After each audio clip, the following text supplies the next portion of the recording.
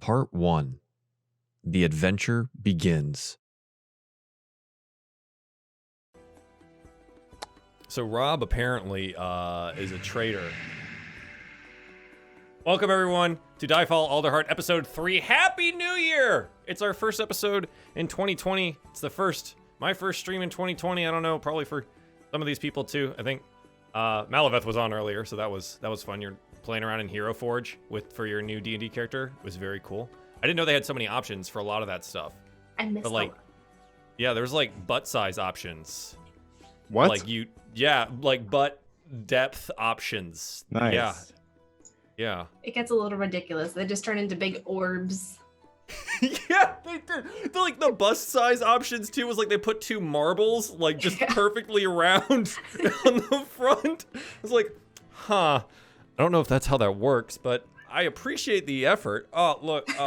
The Lady May gifts a sub to bonus stage Rob, making sure that he's not a traitor a poor any boy. And not a traitor anymore. Whose debit card changed and he forgot to update it. God damn it.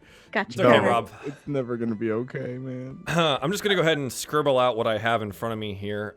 Eli lives after today, so that's good. Just make sure if you're at home, pay your DMs your monthly do not kill my character fee, and I'm sure everything will be okay. Some of them take it in food or hugs or otherwise. Yeah. Happy New Year, everyone. Welcome to Alderheart. It's been a while since we've played. Had a lot of holiday time. I leave again tomorrow, which is why we're doing it today. So thanks for being here. That being said, Malaveth, what was your favorite thing you did over the holiday? We made gingerbread houses. I haven't made a gingerbread house in so long, and I made a pretty pink and purple magical girl princess gingerbread house, and it was so much fun. That's adorable. It was a competition, though, and I lost. But I had the most fun, so In the end, you win. you're the winner. yeah. You win. You've Should've done made it. Should have made a deck out of chicken and a biscuit like everybody else did. Wait, a deck out of chicken and a biscuit? You can't mix savory foods and sweet Yeah, that's foods. what? People did that? They did that. Traitors.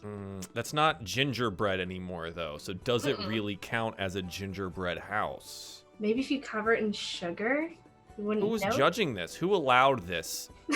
A random third party. I'm about to bring it up with the Gotta gingerbread buy it. board. I was gonna This is say, unacceptable. That does not sound regulation. Absolutely unacceptable. Well, that sounds really fun.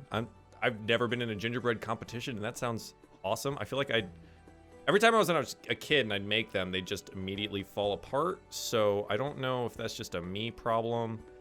I didn't use enough icing, but I think they've improved the designs. This one had like a roof holder, like a cardboard roof holder. really? Yeah. Oh wow. It would hold it while the icing Sounds- dried. Way more structurally sound than what we were trying to do. Though I think most of the time I was trying to use graham crackers, and I'm not sure if those are very stable anyways. So anyway, well, that sounds really fun. I'm glad. And welcome back and Happy New Year. Rob seems a little busy, but we'll call on him anyways. So hey Rob, what was your favorite thing that you did over the holiday? And Sorry. I know the answer to this. What? But I do feel you? like I know the answer to this. Do you? Yeah. Please enlighten me. Your lovely girlfriend from across the world showed up here in the States. I would be lying if I didn't say that was the highlight of the holidays.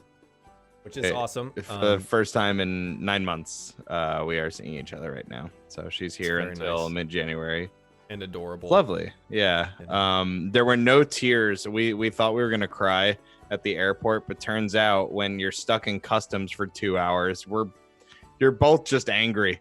And it's like, hi, I love you. Let's go home. Yeah, it turns out nobody wants to work on Christmas Eve, including customs officers. So That makes total sense. it was dope. Yeah. It's all right. They had a Dunkin'. I got her like freedom donuts. It's pretty nice. Yeah. Do you name everything freedom stuff when you give it to her? I Is do, it free, yeah. like freedom chips? Yes. So it's freedom crisps? They're Is that- crisps. Yes. Yeah. Yes. Well, I'm glad she's there. Yeah. And we got to wave at her a little bit earlier. We did. So Yeah. maybe Chad will be able to wave at her later. She floated away to play Switch and not watch the show like a traitor. No, she's watching it on the phone. It's okay. I understand. I understand. She needs entertainment. Leslie, what was your favorite thing you did over the holiday? I went back to Mississippi and saw my family and my best friend, and we debated Star Wars as a whole for about 2 hours in a pub, which was like... As a whole. Okay, solid. wait. Before we do anything else, raise your hand if you've seen the newest movie? Okay. I'm not gonna bring anything up about it, but we definitely. I was gonna say I also don't necessarily care. So if you guys want to talk about it, I will smile and nod. Who's watched The Mandalorian so far? Does it count that I have like all of the Baby Yoda memes on my phone? That's close. You're pretty close. I think I know the plot at this point. Yeah. Oh my god! So speaking of Baby Yoda, I'll try to find it and drop it in chat. My aunt made a little Play-Doh Baby Yoda with googly eyes for Christmas gift for me, and it's probably my favorite thing this Christmas. I love That's it. adorable. It is so derpy, and I love it so much. So if you guys haven't seen it, and those of you in chat that maybe haven't seen it, if you do have the opportunity to watch the Mandalorian, it is much more than just Baby Yoda memes. It's just a very good show. I think it's my favorite piece of Star Wars like stuff that's come out since I think like the Clone Wars cartoon. So it's pretty excellent. But that's good. I'm glad you got to do that and go see some family and stuff. That's very nice. Yeah. The Lady May. Hi. How are you? Happy New Year. Hello. What was your favorite thing that you did over the holiday? Oh dear. So many Oh, things dear. happened.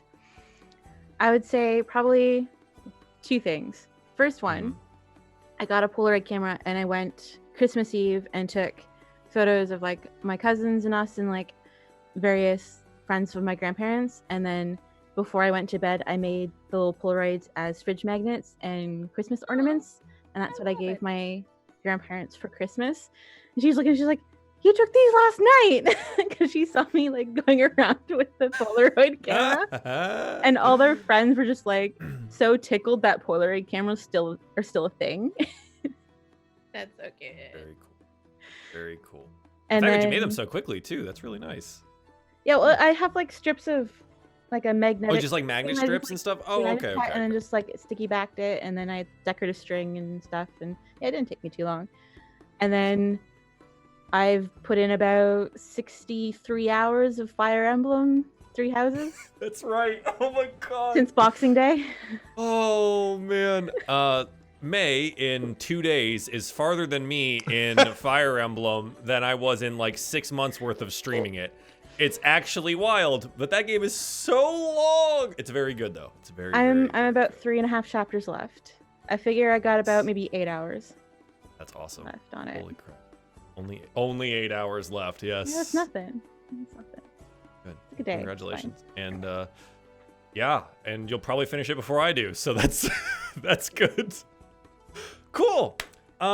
Wait, Yes. don't you think you can get away without telling us what you did, Joel Robotnik, if that is your real name? It's not. I'll keep guessing. I'll get this. In 2020, I will discover. So she's not here currently.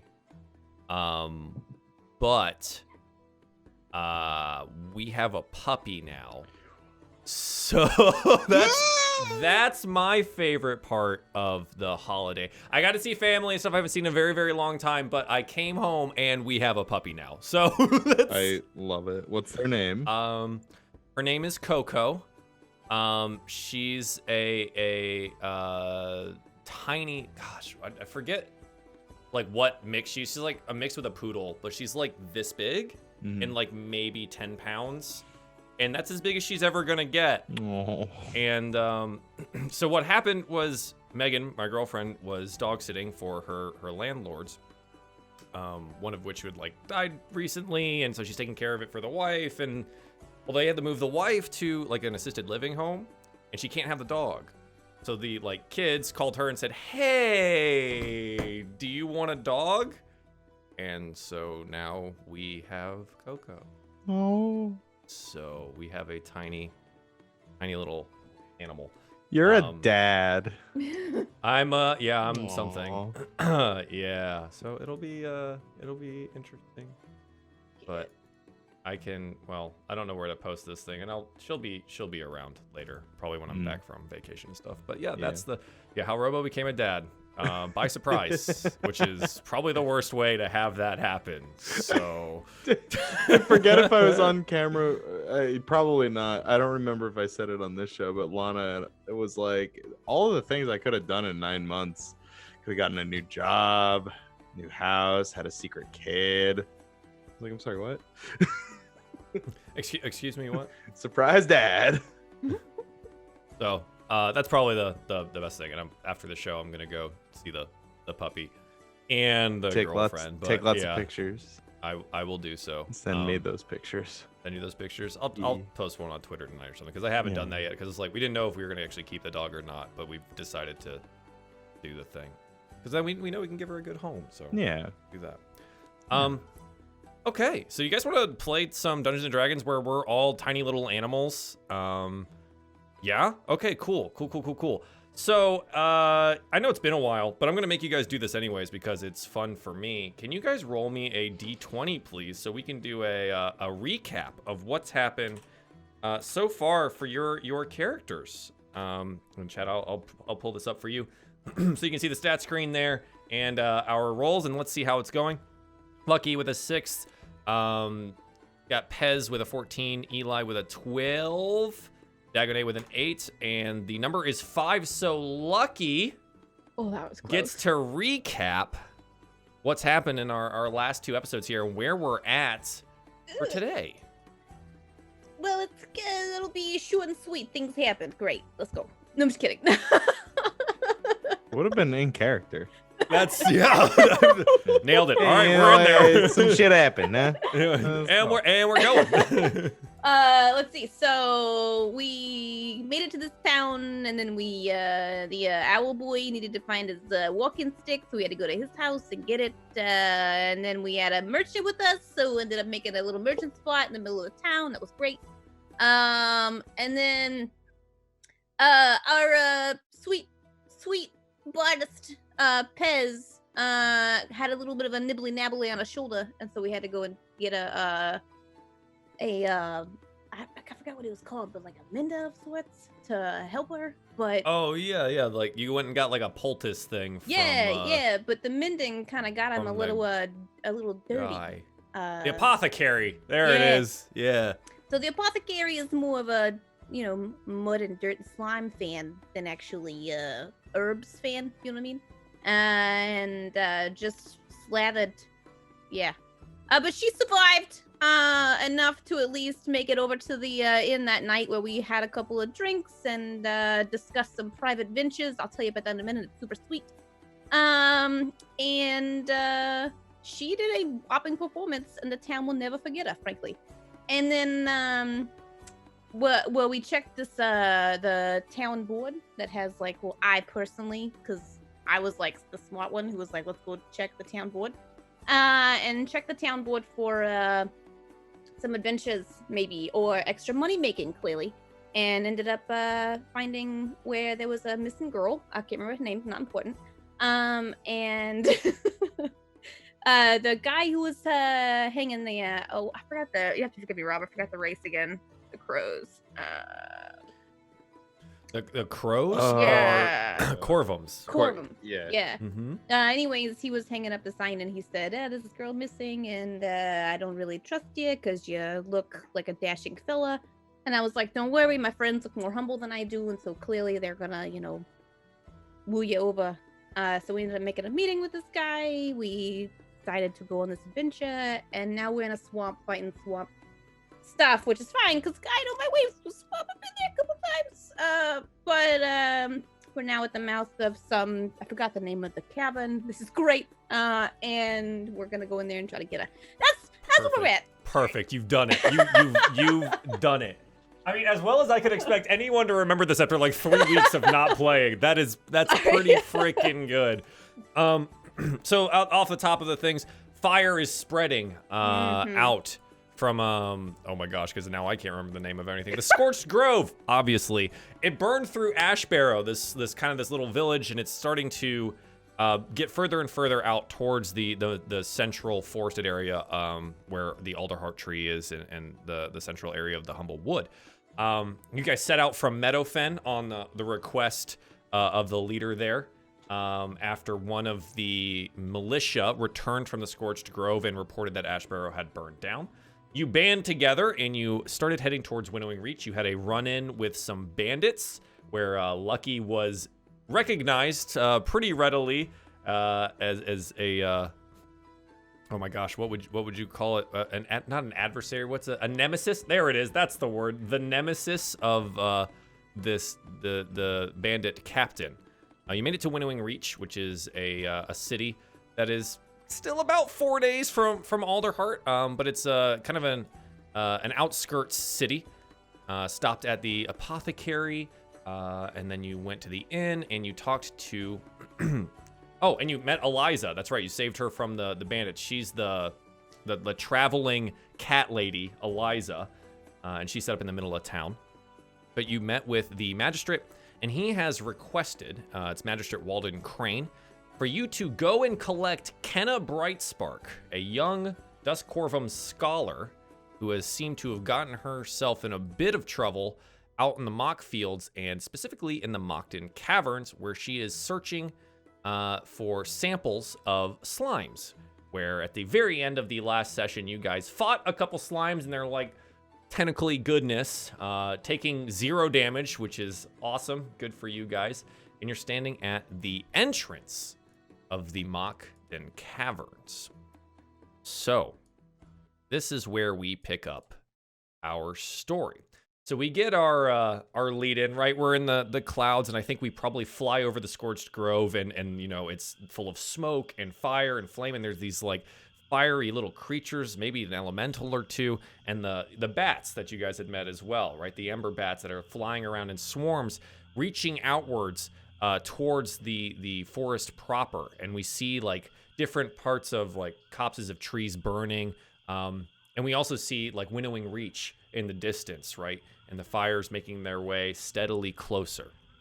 We then go over to where we find our heroes, probably where they've just swiftly dispatched the last of these little slimes, and now standing in front of the Mokkden Caverns entrance. I believe you guys went to the northernmost entrance. We had it marked on the world map at one point in time, but it doesn't necessarily matter.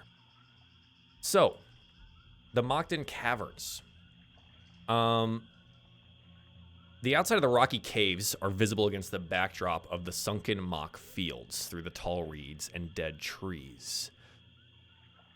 Inside, the caverns are dark and damp. It's evident that the murky waters of the surrounding swamp have inundated the system of tunnels beneath. Water drips from the glistening ceilings and gathers in pools throughout the caverns, filling the subterranean area with the harsh smell of rot. Tunnels descend gradually into the ground, curving gently back and forth as they go. Cave interior is dimly lit, at best. Most of the natural light is provided by glowing fungi that grow in the human environment. Ceilings in the tunnels are roughly 10 feet high, but can drop low enough in some places that you might have to squeeze through. Many of the open areas have ceilings that are 15-ish feet high, unless otherwise specified. So you stand at the entrance to the cavern here. What would you like to do?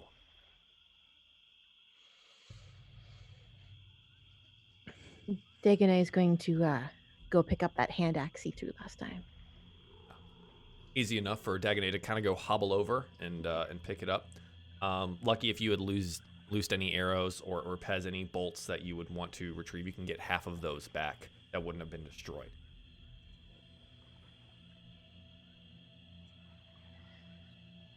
I mean, So this is the cavern. Yes, I guess we go here. Yeah. Yeah. So.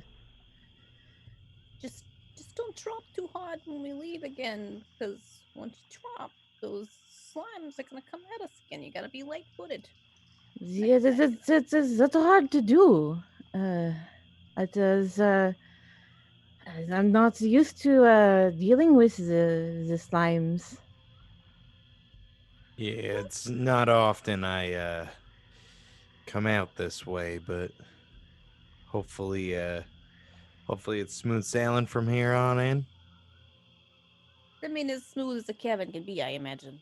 Yeah, Probably well, pretty rocky as well. I don't know. Maybe we'll see. significantly less muddy, hopefully. uh, and Yeah. I forget how much of a excuse me a look we took around, but like, is there any sign of recent travel? Yeah, so when we ended, we didn't really get a chance to take a look around at all. It kind of ended right at the end of combat there. Would you like to take a look at the cave entrance here? I would love to. Yeah, go ahead and let's see. Roll survival for me or perception, whichever is better for you. Survival at 18. It's, Very well rolled. So you take a look around because I think with survival, you're specifically looking for something traveled this way. Well, you do see what looks to be kind of like a slimy residue. So it's very clear that slimes have been moving in and out of this cavern here. Pretty clearly to you. As for footsteps, the tunnels are relatively dark, and outside of them, where you're at right now, the mud, when you step into it, you do sink down. When you pull your foot out, it like recloses itself back up. It seems to be kind of difficult for you to tell whether or not there are footsteps outside in the marshy area. Mm-hmm. But maybe when you get further into the cavern, you might be able to pick something up. And I forget if it was said about the slimes, but are they, like, you're saying that slime is kind of, it looks like they've kind of been coming and going from the cave. Like they're native to this area, obviously, because like the apothecary works with them. But like, are they native to the swamp or are they coming out of the cave? Yeah, so a big reason that Winnowing Reach was built was because of its proximity to mock fields in the Mokkden Caverns. The slimes are used pretty universally throughout Humblewood for apothecary purposes, potion making, and otherwise. So this would be a relatively known home or kind of a nesting area if slimes nest. Whatever, they're slimy. But this would, you'd know about this, I think. And it's pretty evident from like the slime trails because you know that when they move, they do leave a bit of themselves behind them. Okay. Well, I feel like we're gonna get more answers as we venture deeper. We just have to be on our toes. We should just probably head on in, see if we can hear for or something. I don't know. You ready, Pez? I'm not paying attention to anything. I'm collecting glowy fungus. All right, let's see how much glowy fungus you collect. Roll me, I guess. You're pretty dexterous, right? Sure. Yeah, roll me just a dexterity or survival if that's higher for you. Because then you might know how to do the... Well, it's not necessarily a save, but you do go down and reach for the fungus. I'd say that you do get some of it, but it gets on your hands. It turns out that it's not you can't just pick it up like moss off a rock. It's like slime. It's like the trails of slime have developed into this fungus, and it's glowing. It's got little tendrily mushrooms that come out of it, but when you put your hand on it, it just goes and it gets all on your hands. But you glow blue now. Ew. Ew. Ew. Don't. Ooh, careful now. I don't. It doesn't feel good. It's gross. I'm gross now. Why am I so gross? Doesn't feel good as in, does it burn? Do you feel lightheaded? You all right? Slimy. I am slick and disgusting. I just need another bath. All right. Slick and disgusting. That's my autobiography. Yeah, that's pretty good. Do I know what this is and whether or not it will have any negative effects on her other than just being slick I and feel like disgusting? someone rolled really well for slimes last time. Yeah. But you're more than welcome to try that as well. It's a nature check. But I believe Lucky did roll last time about slimes to kind of have an idea of what it is.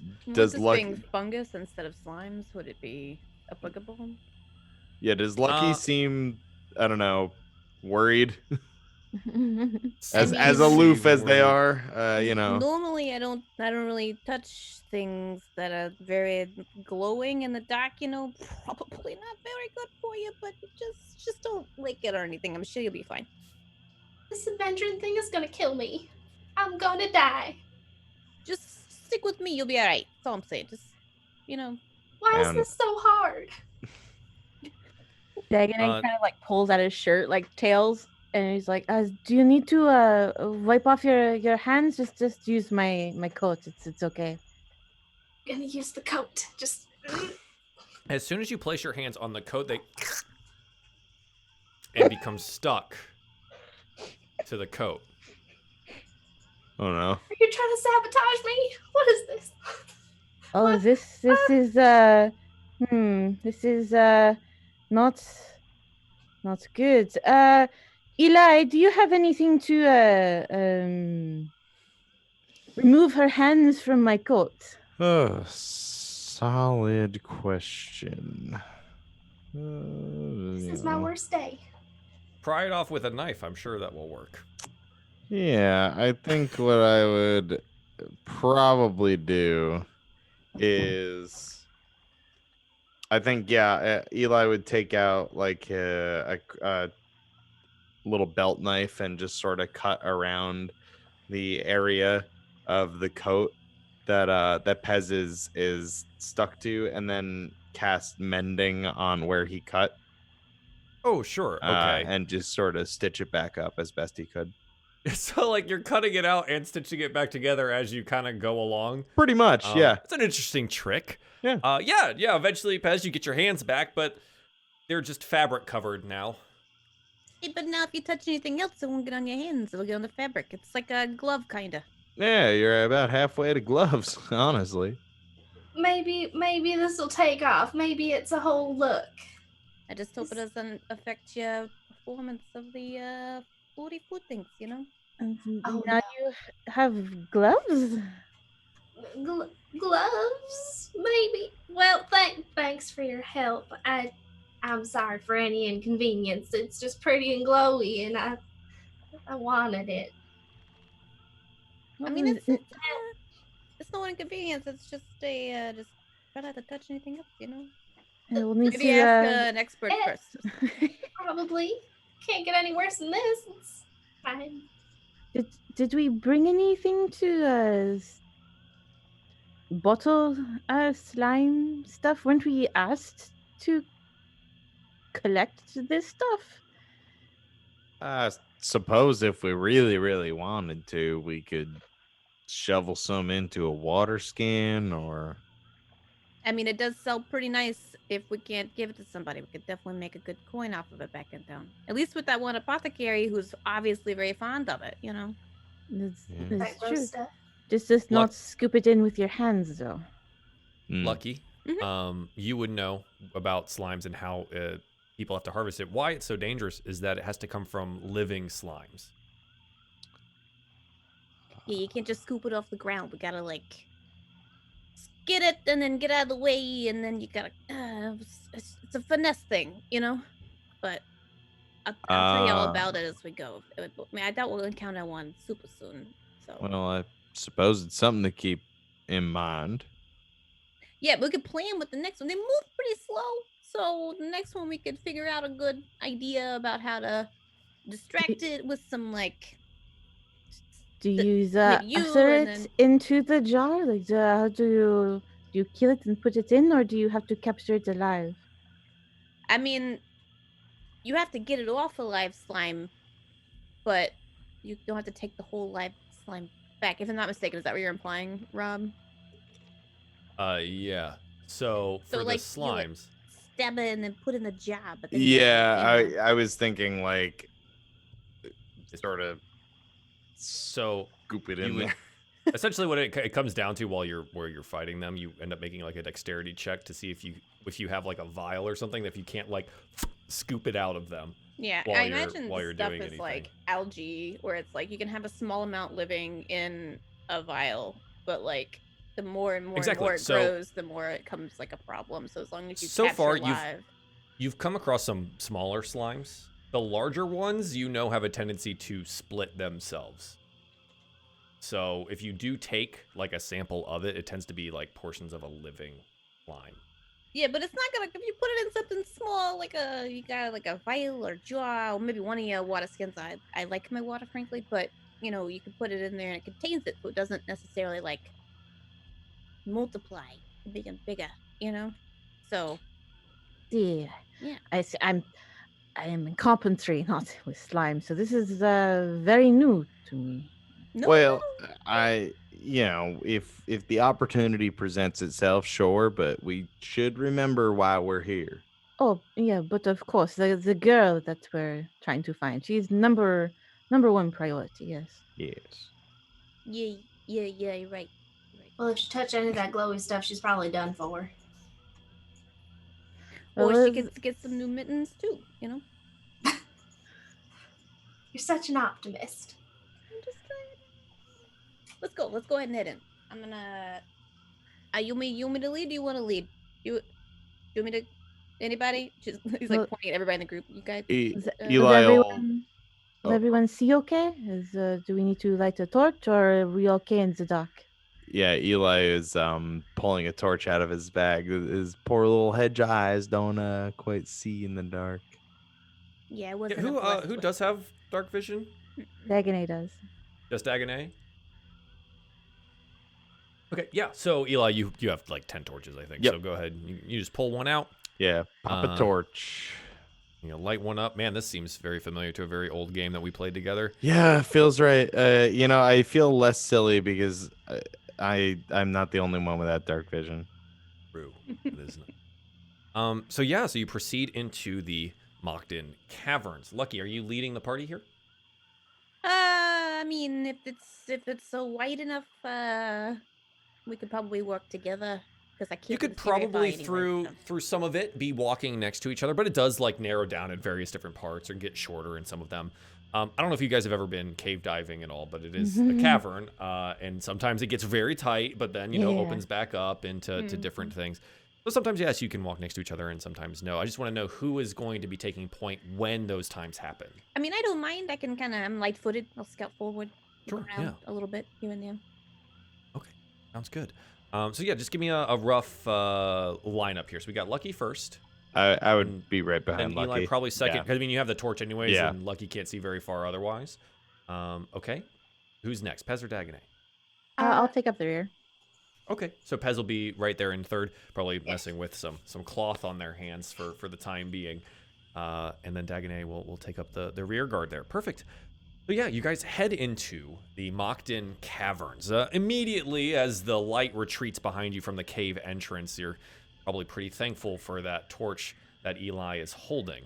The water does drip pretty regularly. You have to skirt around some puddles, some larger ones that probably lead to deeper underground pools even. There's still that light glow of the blue fungi that you found towards the entrance of the cavern. But as you get deeper, there are differing types. You see that there are some kind of like, there's a greenish moss that also seems to have a glow to it. And then there is a pinkish colored mushroom that seems to grow up in like sets of 3 or 6. And they seem to be in like up in top corner crags on the walls. But they seem to be up higher than they are towards the ground like the other 2 types that you can see. While you're proceeding, Lucky, since you are point currently, go ahead and make me a perception check. It is dark in here, so you can kind of pretty much only see as far as that torchlight allows you to, but go ahead and make me a perception. We'll take that into account.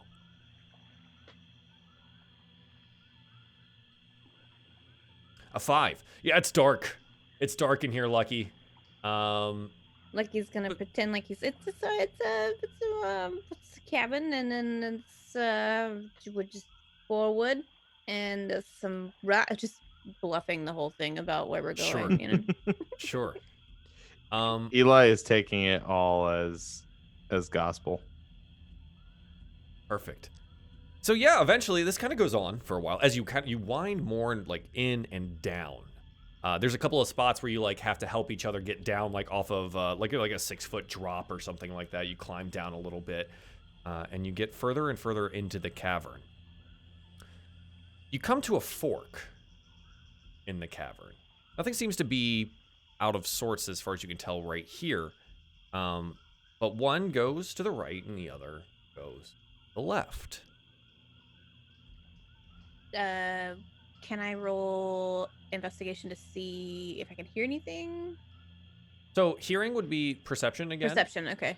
Investigation is very similar to yeah. like survival or something like that. If you were trying to investigate the area for markings of some kind or anything like that, survival would be like if you wanted to find footprints, or perception would be if you want to find footprints and stuff like that. Okay. So yeah, I want to see if I could just like hear anything in either hallway. But yeah, that'll be perception again. So like you Cool. walk up to the hallways and you try to see if you can't hear anything down either direction. Yeah, go ahead. Roll me another one. An 11. Pretty middling. You go to the left. Listen. And you can kind of hear the water dripping down further in. Go to the right. And you listen. Hear maybe like wind in that direction? Possibly. Not super sure about that one. But what you do note is that when you walked a little bit down the left-hand side, it had a slight degrade. So it was still angling downwards, whereas the right-hand side did not. All right, so left-hand side looks like it's going further down into the cabin. Right, I can't tell, but the right definitely sounds like it's not the same sort of like watery cavernous sound that we've been by. It's up to you guys. What feels lucky? What feels lucky to you guys? What do you think? Yeah, anyone can help or try and figure out a different way, or figure out if maybe your quarry went this way. Have we walking along seen like muddy footprints or? Yeah, Or I mean that's a anything like good. that. You want to roll me another survival for inside the cave? Sure. Heck yeah, man. Beep. 20. That's a 20. Yeah, this is a good one. The Lucky's gone up and like and started listening and stuff, and you're taking everything that Lucky says is gospel, and you're like, okay, Yeah. all right. I trust Lucky. Taking a look around down now on the ground, and you have the torch, which is very helpful for your eyes. You look down and oh, yeah, that's a footprint right there, and it kind of, yep, it goes left. It goes left. There's one that you can see, you know, maybe about 10 feet down. It's like a puddle over there, and you see some water that might have been tracked, and yeah, it looks like the left-hand side is where someone else went.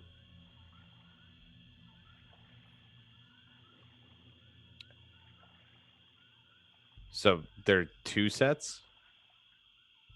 No. You just noticed two like instances of the same. Oh, I see. Foot. Sorry. Yes. Okay. Huh. What did you see something? What's going on? Yeah, it looks like somebody was here, but I'm not quite getting a read on it. It looks like they sort of, maybe they're lost in this cave just based on the way that they're sort of zigzagging around here. But they're going zigzaggy down the left.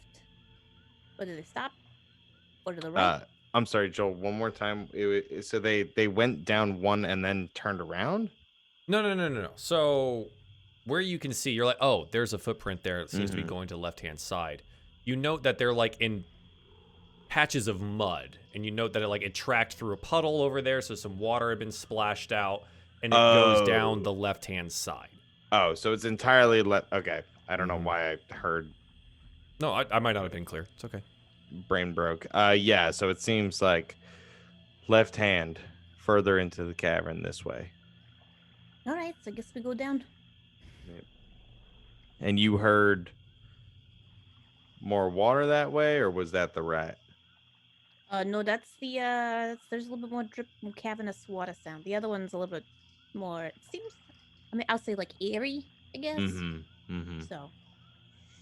All right. Well, deeper But we go. It footsteps are sounds. definitely, great evidence as to somebody. Because you know how mud, you walk in it, and then after a short amount of time, it back together. So it means they're probably pretty fresh. You got good eyesight. You should, work on other things. But yeah, let's go. Oh. We'd be nowhere without your keen ears. So let's continue down this way, huh, Lucky? Yeah, let's. You guys are right back there. You ready to go? Talking to Pez and Dagonet. I'm just glaring suspiciously at the fungus and then the mushrooms, just like. Probably that's a pretty good plan, I think. Yeah, okay. So you guys head down towards the left-hand side, and yes, it does indeed go deeper. The tunnel, as you proceed for about 5 minutes or so, kind of in the same similar fashion as you had before. You note that it's kind of leveled off. And the tunnel ahead of you seems to be propped up by these kind of makeshift looking wooden struts. You can kind of hear them creaking as you stand there at one end of the tunnel. I mean, don't call me a wise tribune, but this might be leading to where they might have farmed for slimes. It looks like a big like a makeshift thoroughfare, like you'd seen in mine, So keep your eyes peeled for them, at least, because you'll see them before they see you. But when they see you, they hear you. They don't see you. I don't love the look of these support beams. They I mean, Dagonet, what do you think about the shall we say structural integrity of this cave? Yeah, Dagonet, this is right up your alley as a carpenter, huh? Oh, it sure is. We got to be very careful. Let me take a look to see how long this has been sitting like this. I Go investigate it. investigate it with advantage due to your background. Well, that's good. That's not a good stat for me. A 12. You can pretty readily tell that they look about ready to collapse at any moment. Yeah, this is not safe at all. Why would they be here if they're not regulation? Well, they maybe were at one point, but these are very damp conditions. It's not good. Things don't last as long, especially if there's not proper care and constant fixing. It doesn't look like it's been well attended to. Incredibly irresponsible. So no loud noises or anything that could cause a cave-in if we could help it. Yes. You note, on at least the one that you can see right in front of you here, Dagonet, like various points on the strut that seem to be pretty rotted through, and that almost any contact with them would probably bring it completely down. Be careful not to touch anything. It's a very precarious situation.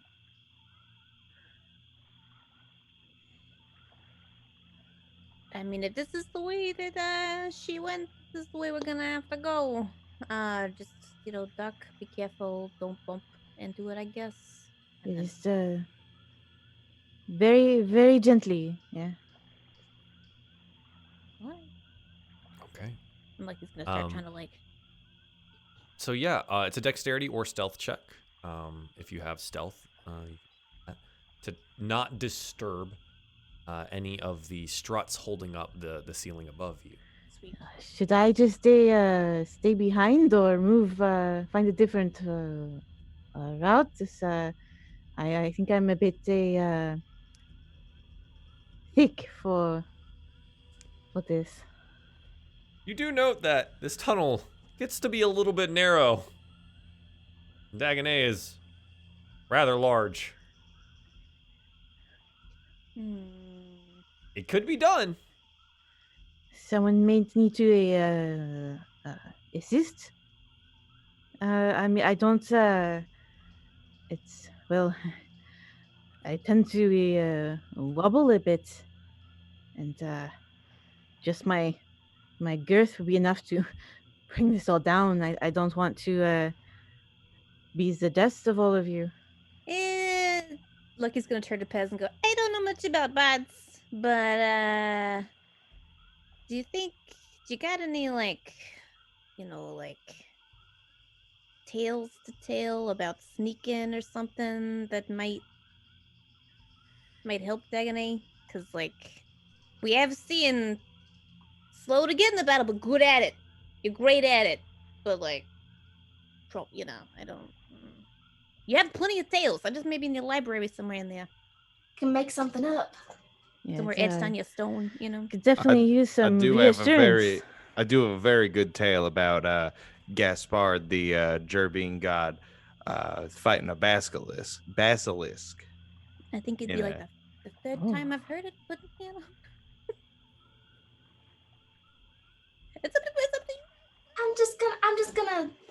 Hey, real fast. You hear the one about Heard it. little owl that could, it could coat itself in butter and then slide across the floor real fast, and it was the slickest little owl ever. It didn't really have natural abilities, but with the help of butter, it did it. All right, there it goes. I'm just gonna give Dagonet some bardic inspiration. I hope that was I love it. Perfect. uplifting for you. And really inspiring. That was You never beautiful. can go wrong with some butter, yeah, I'm saying. yeah. Butter does solve most, if not all, problems. Eli, would you also like to do a little guidance? You're more than welcome. I'll be to. honest, that was not the intention, but I'm glad you've contextualized my ramblings. Oh, okay. No. It was I love totally the intention. I would love to cast guidance. And Perfect. yeah. All right. So you have a D6 and a D4, Dagonet, for your rolls here. Otherwise, those of you that are going to try and make your passage through this terrible situation, go ahead and roll me stealth checks.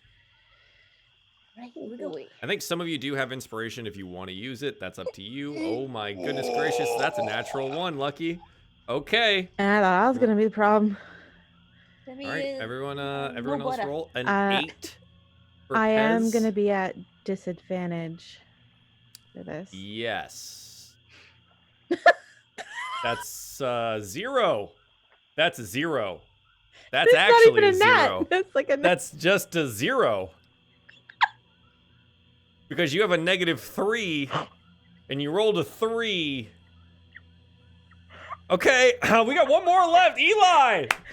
Round out the group here, buddy. I don't think even my bardic and guidance would even do much good. They wouldn't roll high enough. Well, we're going to find out. You can choose to roll them now, or I'll let you hold them until you might need them. That's a 5. I think Holy crap! we're all screwed.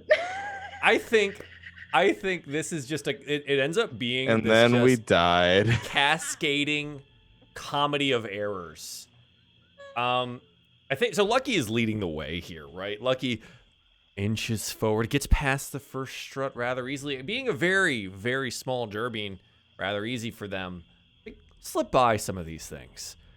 And maybe Lucky feels a little bit confident about their movements here. And as Lucky moves down the hallway, maybe a little bit too cocky, the rest of the group falls behind Eli, Pez, and then Dagonet, all within this 50-foot stretch of hallway here.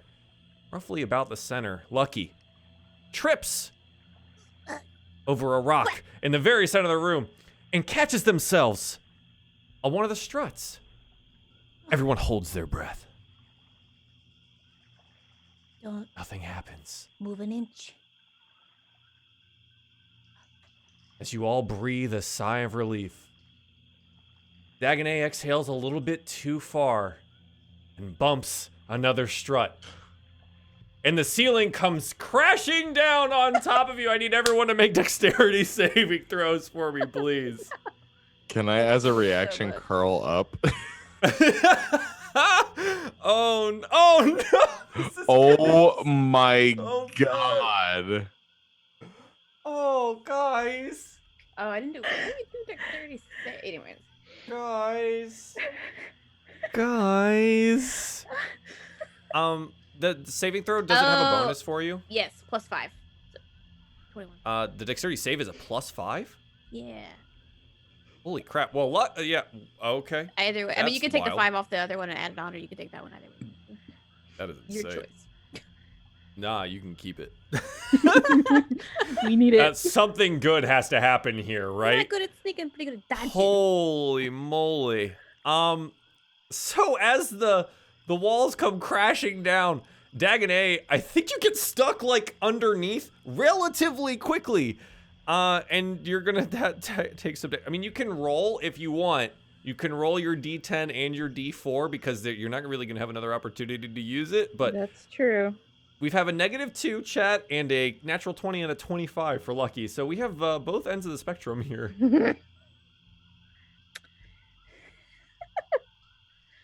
Oh dear. Okay. So Bardic Inspiration 1d6. Can I roll them both, or are they? Oh yeah, sorry. A D6, yeah, and a D4. You can roll both if you would like. That's one. So we're at -1 now. You -1 can't put these dice in dice jail. What? And a 3. All right, we got to +2. Congratulations, Dagonet. You got the 2. All the inspiration and blessings in the world can't seem to stop these rocks from falling on top of you. So it looks like Pez, Dagonet, you're both going to end up taking a little bit of damage here. And I think that kind of shows us what actually what happens. You both nice. I rolled a 1, so you take 1 damage apiece. So maybe Dagonet ends up holding up most of it. But I think Lucky and Eli, like, you start feeling it come crumbling down and you make a dash for it towards the end of the hallway. You're quick enough, especially Lucky, to get out of there really quickly. Dagonet gets stuck a little bit and ends up holding up most of the ceiling, so only a couple of the rocks come down to crash on top of you. But now, Dagonet and Pez, you are stuck in this hallway where Dagonet is holding up most of the ceiling. Oh, we seem to be in a bit of a pickle. So what does it look like? So Dagonet's holding up the ceiling, and there's a couple rocks that hit us. I think Dagonet is probably holding up the like remnants or what's left of the strut they ended up bumping into. So it's kind of still holding most of the ceiling up, but you did get pelted with some of the rock debris. You know, now at the end of the hallway though, you can see the torchlight from Lucky and Eli. Being this far away from the torch though, you're having trouble seeing anything around you. Can I want to do some stuff. Maybe that might maybe help. I don't know. Perfect. Let's do it. What would mold earth do a thing? It says Potentially? loose earth. I can instantaneously excavate it Okay. and then deposit it up to 5 feet away. You can dig. Loose earth. Is that what I'm hearing out of that? You can post it in the chat so I can read it. Yeah. Where's that button? Put it in the chat. You see the little chat. There's the button. Yeah. Ooh, okay. Choose a portion of dirt or stone. That's a really good indicator there that you can see within range and fits within a 5-foot cube. You can manipulate it in one of the following ways. If it's loose earth, you can basically dig it and move it. Okay, cool. You can cause shapes, colors, or both to appear in dirt or stone, spelling words, creating images, shaping patterns. If the dirt or stone you target is on the ground, you can cause it to become difficult terrain. Alternatively, you can cause the ground to become normal terrain if it's already difficult. Change lasts for an hour. If you cast a spell multiple times, you can have no more than 2 of its non-instantaneous effects active at a time. So it does say stone. but it says shapes, colors, or both to appear in the dirt or stone. Or you can make it difficult terrain or normal terrain. But it does count stone. Okay. Okay, sure. One action, range 30 feet, 5-foot cube. You can, I think with the spell here, you can take what looks to be most like the loose rubble in that size of an area and solidify it into like one cohesive thing, essentially making it normal terrain, but it's a roof, right? It's your ceiling. You're making the ceiling normal in a 5-foot cube area, yes. Yeah, It will last for an hour. I want to do it. You can have 2 of them at the same time. You Okay. can have essentially 10-foot sections active at the same time. Yeah. So you're gonna cast a spell. What does it look like? Yeah, I'm gonna do it. I'm just gonna put my hand on the wall, on the rock wall there, and it'll just kind of level itself out from there, just like making a smooth surface out from the hand.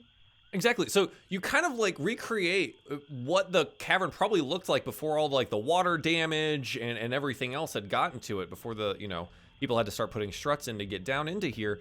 And you do that for this 5-foot section that is right on top of yourself and Dagonet, and the next 5-foot section as well. So you guys can, Dagonet, you can kind of stand up straight and you get up off against where you were leaning and holding it up, and everything seems to be holding steady above you for the moment. He's gonna do like that old man inspection kind of like gaze. Mm-hmm. Yeah. Hmm. This looks sound. Yes. Though just in case, maybe we Skedaddle? let's get out of here. You are the strongest grandpa in the world. I'm just gonna throw that out there. Oh, mighty kind of you to say that. Though I don't have children. Well, that's fair. You're all of our grandpas. That's weird. Let's go. All right, bye. So as you walk down, I think what happens is that Pez, as you continue walking, you kind of just hold your hand towards the side. And I don't know, as a bard, you might be either singing or clacking something or doing like a rhythm of some kind that is basically calling this earth to do what you want it to do as you walk forward. And so we get this view probably from where Lucky and Eli are, because you can't really see anything, and Pez is just walking towards this dim torch, like off in the distance, probably about 30 or 40 feet, right? And just keeps walking, and as they do, the ceiling above Dagonet stays sound and Pez stays sound, but behind them just collapses inwards. And as they continue walking forward, just collapsing and collapsing and collapsing. Only the portions of the cavern that Pez is touching seem to be intact. And you arrive at the end of the cavern there, having held up the rest of what would have fallen on you pretty successfully, and the cavern behind you seems to be pretty well filled with rock. Maybe there's an alternate exit. Well, I'm just glad everybody's all right. Be honest, I was not sure I was going to be able to dig through that. So, well, I'm sure we'll sort it out. Caverns do have multiple routes through them, so long as everybody's all right. Right is a little bit of a situational, because we can only be all right so long if we don't find an exit. So maybe we head to find. We probably need to be quick. And starts getting nervous. There's probably so much oxygen in here, and then we gotta don't breathe too much, and then we'll find. Let's just go, and like heads down the rest of the cavern to try to find the next way through. Yeah, perfect. So yeah, you continue downwards into the cavern. It kind of continues pretty similarly to what you had done, but it gets deeper and deeper down. For about the next 3 minutes or so, you continue traveling. Smears of luminescent residue line the walls of the tunnels. First, the smears are kind of sporadic. But soon, there's enough of this goo glowing to light your surroundings. You can see ahead of you where all this glowing coming from. Seems to be the center of the cave. See a young Corvum standing next to a rock formation. See this sheen of slime covering her. And you're quickly able to tell that they are in fact stuck to the rock itself. She notes you coming in, her eyes go wide, and she looks up above you and says, "No, wait!" And a giant slime drops from the ceiling and attacks. We're gonna move you on to a battle map, and we're gonna go take a look at a giant slimy boy. So you guys are coming in from this top end here, so I'm gonna maneuver you guys around how you said you were walking. Let me move this like this. You guys able to see currently? I just see me and a black screen. Okay, one sec. Well, oh, you're in the dark. Oh, hey, that'll do it. You're in the dark. Yeah, 1 second. Let me give you some light. I forgot that I need to give you torchlight. Hey, that'll do it. What do we say? Torchlight is 30, dim light starting at 15. All players can see. Safe. There you go. You should be able to see it, and then everyone should be able to see the torchlight there. Do keep in mind that this is now your offhand has a torch in it. Mm-hmm. Okay. Chat, I will bring you up to the map right now. So you guys should be able to see this. So that's them there, and off in the dim light area right there is a giant slime. I forgot to add a little Mopok or Corvum to this, so give me a second. I'm gonna go ahead and just mark the spot that she is at. She is going to be right there. That's where your little Corvum friend is off to where that red X is over on the right hand side of the map. Okay. So you see this in front of you. I've got the turn order up. Go ahead and roll me some initiative, please. Click on your... Yep. While we do this, would Lucky be familiar with giant slimes? You know they exist. You know that sometimes each of these come together and they become larger slimes. You know that they will... they prefer living food, so they do try and... encompass it, devour it, and dissolve it inside of themselves. What other questions would you possibly have about the slimes that I can I was just elaborate? Sort of combat stuff, not just yeah. Okay. You don't have to divulge. I know of giant slime if you're using the basic creature stuff. I just didn't know if you would give me any favorite. Also, I didn't select me when I rolled my initiative, though. Unbelievable. I'm sorry. I can't believe you. I'm the worst. Where's yours? 20. Nice. Okay, yeah, I can add yours. Hang on a sec. I just don't want to reroll it and get like a 2. That would be mighty unfortunate. Okay, so you have your 20. Let me get my slime set up here. My slimy boy. Okay. And lucky for you guys, we've also got a couple of additional lads that drop down from the ceiling as well to join your little fray here. You are familiar with these sticky little boys. Pez, intimately familiar with sticky slimes and the effect that slime has on some fungus and on your hands and therefore clothing. So get these all on the token layer real quick.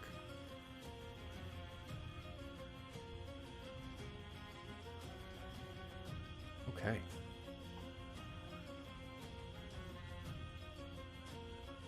So Lucky, you are at the top of the turn order here. Look at you. You got a little Mopok friend down, or not, excuse me, I keep saying Mopok. Corvum Corvum Researcher down on the right-hand side there that seems to be stuck to the rock itself.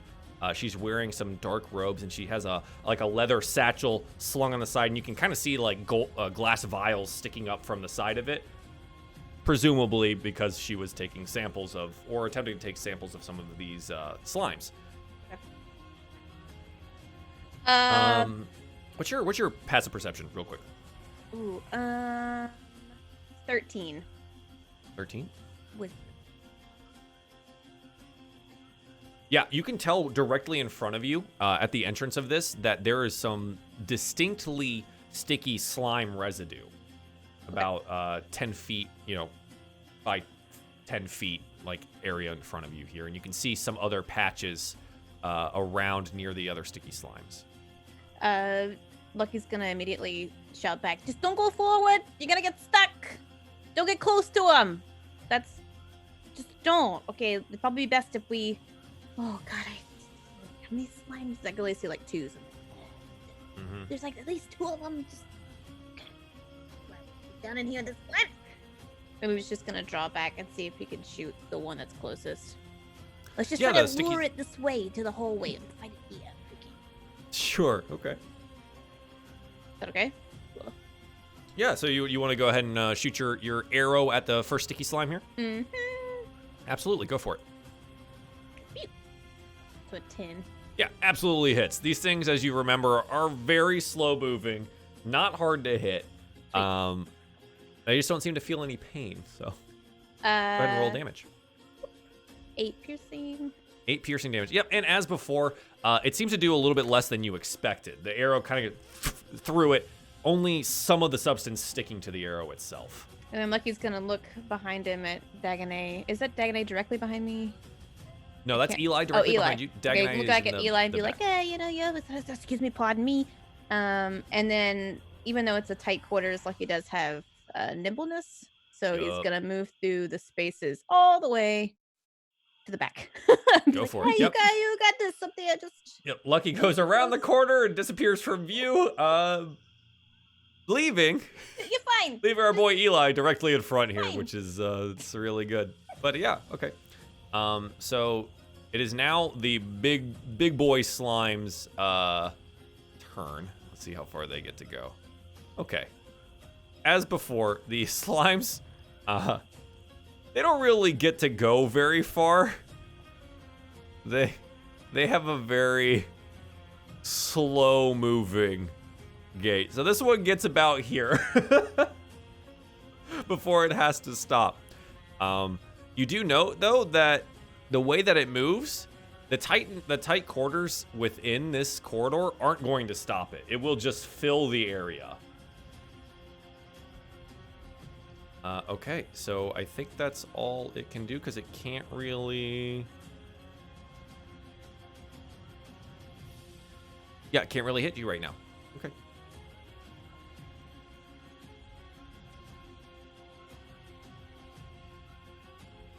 Okay. So that means... Eli, what would you like to do, bud? What's the what's the cave floor made out of, huh?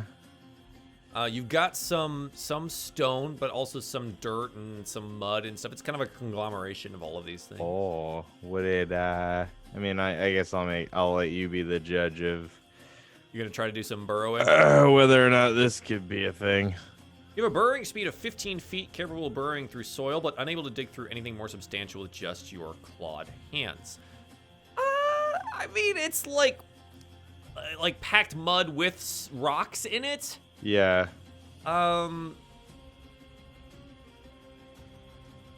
Sure. Yeah, go for it. Yeah. Yeah, you might as well be able to use it at some point, right? Okay, follow-up question. Can I burrow for 15 feet, pop out, and go my extra 10 feet? I believe Or burrow. burrowing would be... You have a burrowing speed of 15 feet. I think that would, if you moved your whole, that would be your whole movement would be to burrow. Oh, it's like the equivalent of my... Of your movement, Okay. correct. Yeah. I can't do... Got it. That makes sense. Within within the turn, you can only move that far if you're burrowing, that far if you're walking. Yeah, that makes sense. Right. Never mind. I was trying to be cheeky. Okay.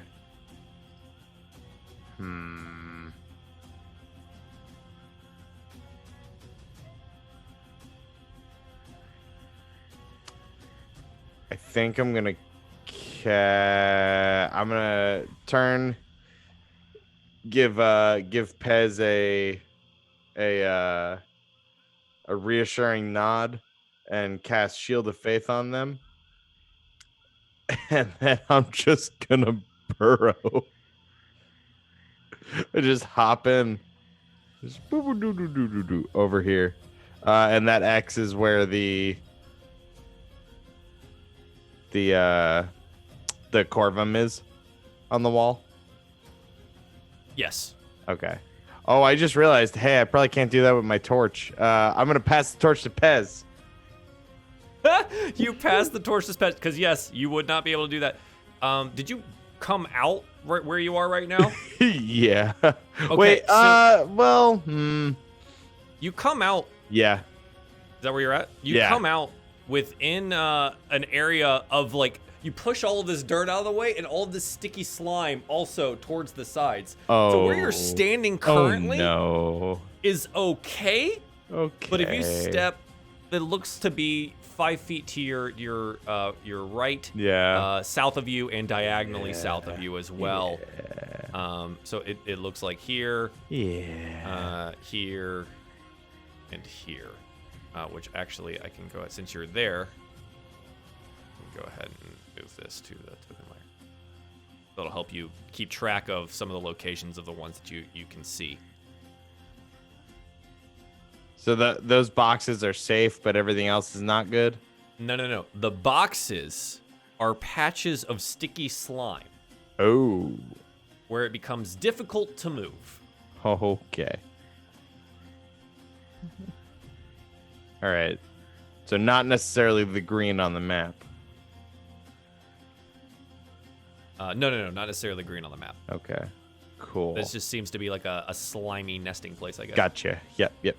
Okay.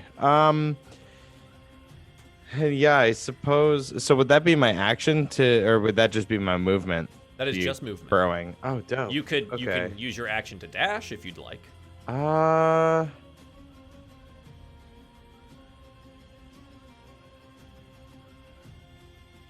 Nah, I'm going to.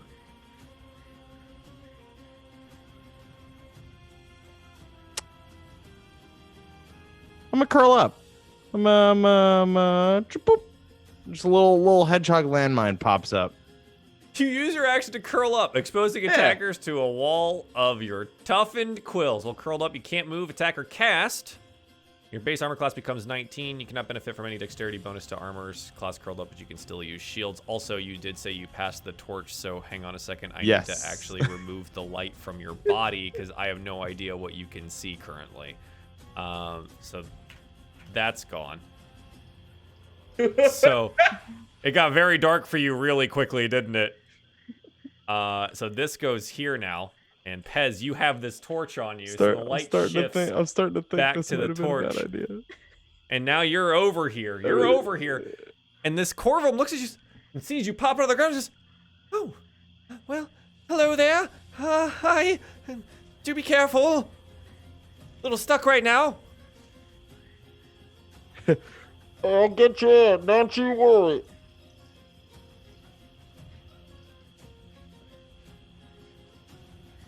Okay. Eli, is there anything else you want to do? You're all curled up. No, I've made plenty of bad decisions this turn. Thanks. Okay, cool. That being said, this little sticky slime's gonna come over on this direction and attempt to pseudopod you. He's Yeah, I gonna go bet he slap. is. He's gonna go slap. No. Does a 9 hit you? No, it doesn't. So because it missed, he takes 2d4 points of piercing damage from your quills. Rob, roll me 2d4 piercing damage. Oh, this is dope. Oh, wait. I have all my little spell cards in my keyboard. Hang on. Roll 2d4. Boom. 6.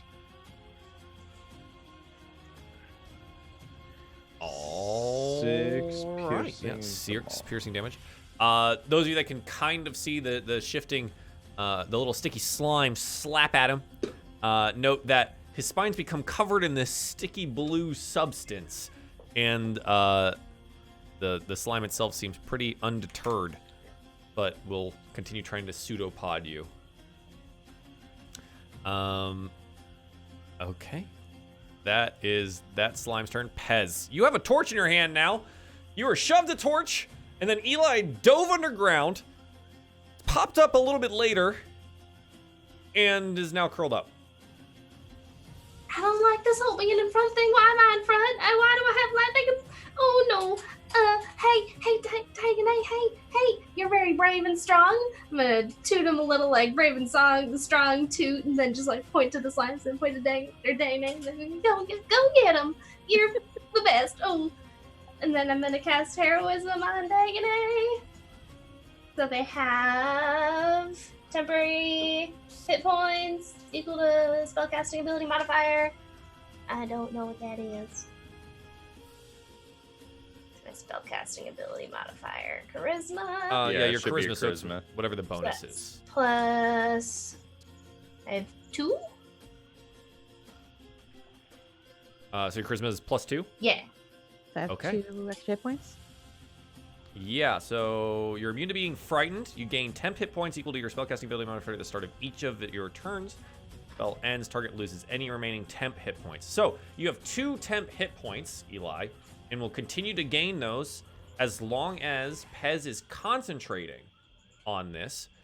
So what we're gonna do here is I'm gonna give you a little marker for your heroism. We'll give you the muscly guy, and then Pez over here, we're gonna give you a concentration thing. I don't know what little symbol to give you. Oh, here, sorry. so- Was that cast on Dagonet or me? Oh, was it Dagonet? I'm sorry. Dagon, yeah. It was Dagonet. Okay, sorry. I will move. Because that that has to then. be a touch. Yes. Oh, Yeah. good call.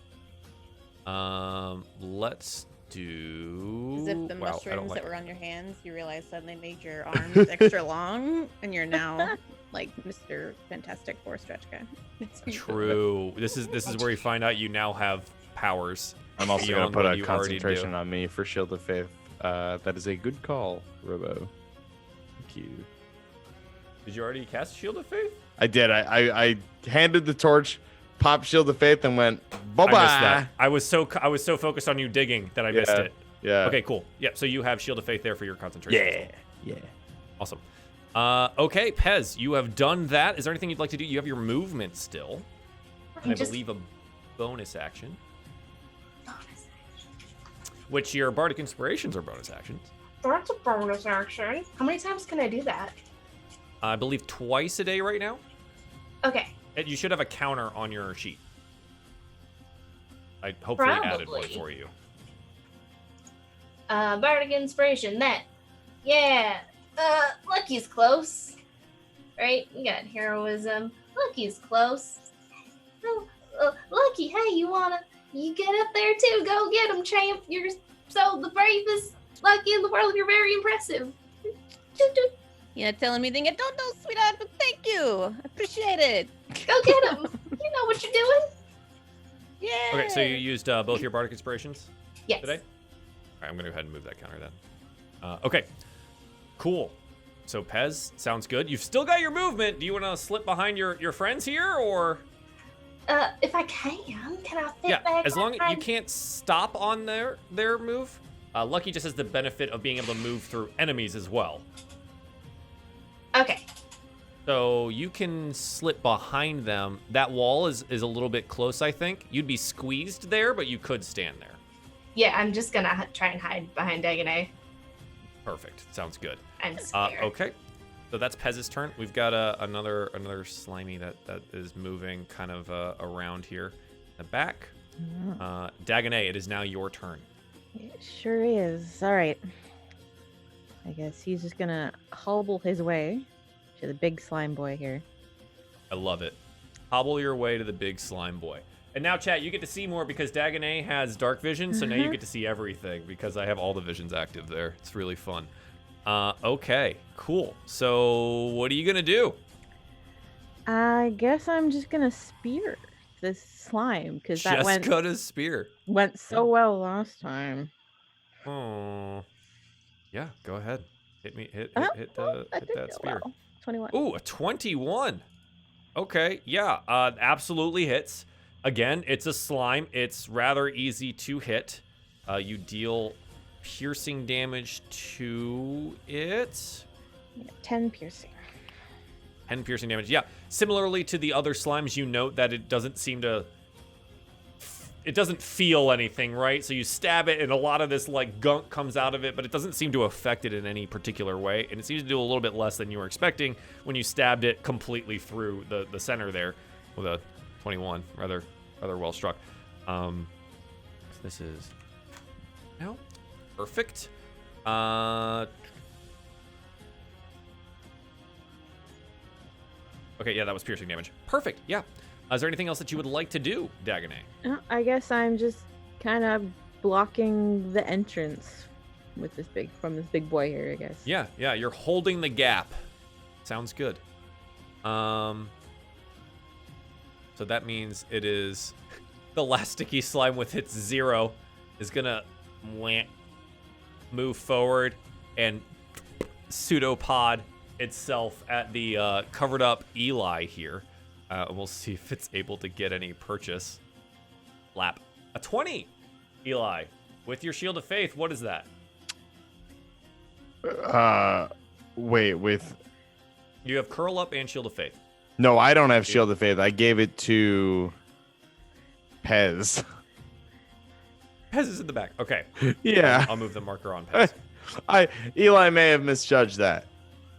Okay, you're good. I turned around, saw them behind me, and was like, "You got this. Bye." So with the curl up, I believe that still hits because my armor class should only be. Oh wait, 18? I'm sorry. It's my base is 19. Mm-hmm. So with my so it would be 18 because my dex is -1. Yeah, so for sure hits. Okay. Slap. It does 2 bludgeoning damage. Ow. Slaps you, which I mean it's level 1 here, chat, so Ow. everyone's doesn't really have a whole lot of health here. But yeah. There you go. So you're dealt 2 bludgeoning damage by this little slime. Actually. Oh, you have a shield still. And I cannot benefit from dexterity bonus to armor class, so technically it is 19 plus the shield is 2, so it doesn't hit. Oh my god. It doesn't actually hit. My AC gets better the less I move. Oh my god, this is stupid. I love it. So roll me the stupid damage. I love it. This is ridiculous. That's what did I just roll? That is a 4 damage. Okay, yeah. So again, we see this like slime, and we see you getting coated with slime now. I'm gonna be like, Sonic the Hedgehog soon. It's like blue all down your spines here.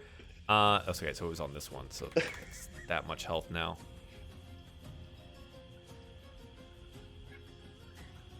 All right, my healths were changing. I'm a danger to myself and others when I'm moving, so when I stay still, I'm actually better at defending. It's like, don't. Apparently. Just stand still and you're just going to be fine. Watch out for the spines. Oop. We're brother in arms. We're clumsy brothers in arms. Okay, yeah, sure. So you guys see more and more of this slime like being coated on Eli. So Eli hasn't taken any damage here, luckily for him. But we'll see what this slime does in the at the end of it. Okay, that's all that slime's gonna do, because it doesn't really do anything else. So, Lucky, what would you like to do?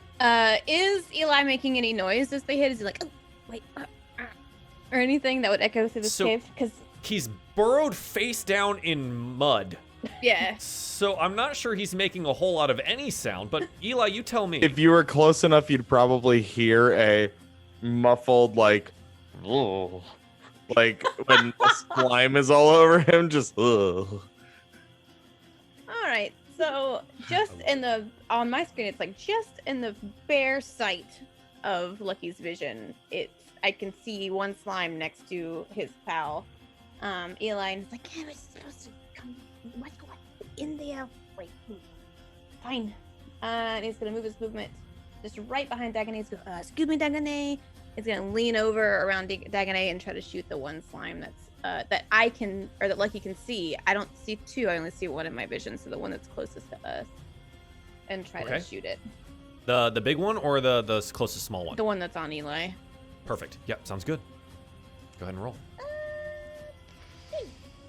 An 8. Yep. Again, these things are not hard to hit. The 8 hits. So go ahead and roll me some damage. Yeah, so you deal it 4 piercing damage. Again, it doesn't seem like it's doing enough when you're hitting its center mass with an arrow, but this one does seem pretty well diminished comparative to the other ones now. You note now that you've removed a lot of the appendages, the little slappy arms. A lot of the slime is missing from this slime. Do I see now, since I'm moved up, that that he is rolled up into a ball? Oh yeah, you could. Well, if you can see him on the map, you can see him. Okay, so barely I see his little spines out, and I'm just like, hey, do your job. We gotta. Oh God, I gotta keep. And I'm gonna start digging through my Dungeoneer's pack for next turn. Yeah. Okay. So like you sling off your pack for your bonus action. You want to start digging through it? Yeah, absolutely. Sounds good. Okay, that is Lucky's turn. The big boy shifting slime here is going to reach out and attempt to hit Dagonet here with one of its pseudopods. It's a 6. No. So Hard I pass. don't think that actually hits. So Dagonet, you get like your shield up in time because you don't have a torch, right? No. Get your shield up in time, able to slap the pseudopod away, so it's unable to do anything else to you. Oh, I'm going to have to clean this again. Ugh. It does move slightly over here, just kind of trying to force its way through the gap there. But that's all it's going to be able to do today. Eli, you're curled up on the ground, bud. What do you want to do? I sure am. It seems like a great place to be right now. Yeah, no, it's dope. So I'm reading the language of curl up, and it sounds like it's not an action to uncurl. It just says you may uncurl yourself at any point during your turn. Yeah, sure. I'd say it's like part of your movement.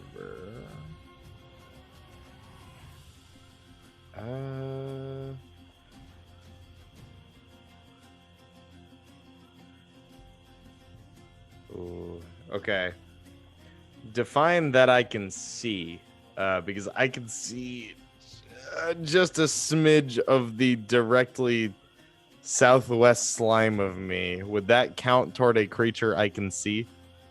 It's dim light, yeah, so it's I gonna think. be dim. It's in the dim part, Yeah, right? okay. So you're not in the darkness, but you're gonna have trouble trying to do anything with it. Sure. Especially if you're like trying to shoot anything at range, it's really gonna start getting hard. But since you're right up next to it, you know.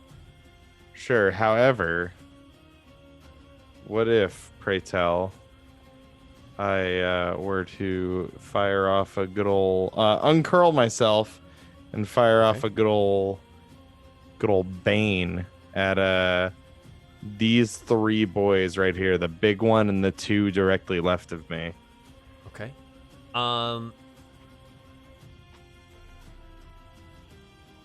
I would be dropping Shield of Faith to do that because it's concentration. Yes. Okay, so Shield of Faith is going to go. So thinking about the mechanics of this, when you uncurl, you're on the ground, right? So it only says I'm knocked prone if I'm hit. Well, you have been hit. No. If a creature hits me. Like, they've been missing, right? Like, they've been missing melee attacks. Oh. Yeah, if a creature hits me while I'm curled up, I'm knocked prone in my space at the end of my turn. You're just curled up, so you're good. So, yeah, I uncurl myself, and I'm good. Okay. You do find it incredibly difficult to uncurl. So before we get to this part, this is why I want to... Make me a strength saving throw, please, against the stickiness of the slime that is all over you. Gotcha. Ooh, okay. Oh, that's a That's a 6. Oh, brother. You're stuck Okay. in your curled up position. Mechanically, am I still curled up? Yes. Nice. You're okay. trying to uncurl, but you're stuck. I think Eli kind of as he's about to get up and do his bane, he's like, all right, here I go. Oh, jeez. Okay. I'll be right with y'all. And he's just really audibly struggling at this point. Awesome. Yeah. Sorry, I didn't want to take that away from you, but no. I did have an idea That's for the that's stickiness. fine. That's amazing. I love that. Okay. That's great. Just So stuck. Eli, Wait, you're stuck. so am I still concentrating on Shield of Fate? Sure. Yeah, I didn't remove it. And no one's hit you yet, so ridiculous. I'm still useful. You're still here, bud. Oh, actually, wait. I can't cast. Oh, cast spells with somatic. No, so I should still be able to concentrate. Okay. You anyway. can concentrate once. Sorry. Yeah, I just wanted to double check. Curl up is still very new to me. I'm very excited about it. It's new to all of us, man. Brand new stuff. If you'd like to get your hands on the Humblewood book, you can head on over to the Deck of Many and find yourself your own curl up in there. Yeah, it's pretty sweet. All right, the next sticky slime. Luckily for you, you didn't get to move. Lucky for them and you as well, as they're very stupid. So this one tries to slap you with its pseudopod. It rolls a 17, is unable to do so, but continues to coat you with more of its sticky slime. Please roll me some damage for this slime. Oh, that was the wrong thing. I forgot that I did a. There we go. 4 damage. This pseudopod slaps you with the last bit of its strength and essentially dies on top of you. So there is a sticky slime that died on top, well, I have partially been on top. more effective in combat doing nothing than I have swinging actively. So this boy here, he dies on top of you. But you're now like covered in mostly sticky slime. It's fine. So there you are, friend. It's fine. There you are. That's all it does. It dies. So Pez, what's your go? Pez, I meant to mention this to you because you do have the torch. You are responsible for everyone else's vision. So whenever you back up, they can't see anything. But it is your go. Heck yeah, it's your go. Well, I'm zooped down, like the pigeons do, just in a ball sort of thing. Kind of waddle forward, like, oh, I don't know. Okay, how you doing? I'm just gonna scooch a little bit. Can I get next? Well, no, I don't have to. If I shot an arrow from this position, could I hit the big one there, or would I think so. Okay, I'm gonna do that. I'm gonna shoot an arrow. Yeah, you've got there's a lot of space on the right hand side here that I think you'd be able to yeah. So a 12. You do find it relatively difficult for your fingers to function on the crossbow itself because you're still covered in what is sort of gloves, but not really gloves. But you are able to get the crossbow up, loaded, and fired off. It does indeed hit. Go ahead and roll me some damage. Yeah, 4 piercing damage. The bolt clips the side of the shifting slime and kind of falls over. It doesn't seem to do as much damage as you would hope, but it does indeed hit. Is there anything else you'd like to do? I think that's it. I scooted a little bit. I did a shooty thing. Yeah. Okay. Excellent. Sounds good. The next one is another one of these sticky boys. Again, very stupid. Are going to continue to try and attack this curled up boy on the ground. Slaps you. It's a 13. It doesn't do anything. So go ahead and roll me. Yeah, that's 7 damage. That is 7. These stupid slimes are just going to die on this curled up freaking hedgehog. I hate this so much. It's great. my poor guys. So yeah, again, those of you that can see it, it looks like it doesn't do as much as you would hope. But you're again slathered with even more of this blue sticky substance. and you're on the ground there.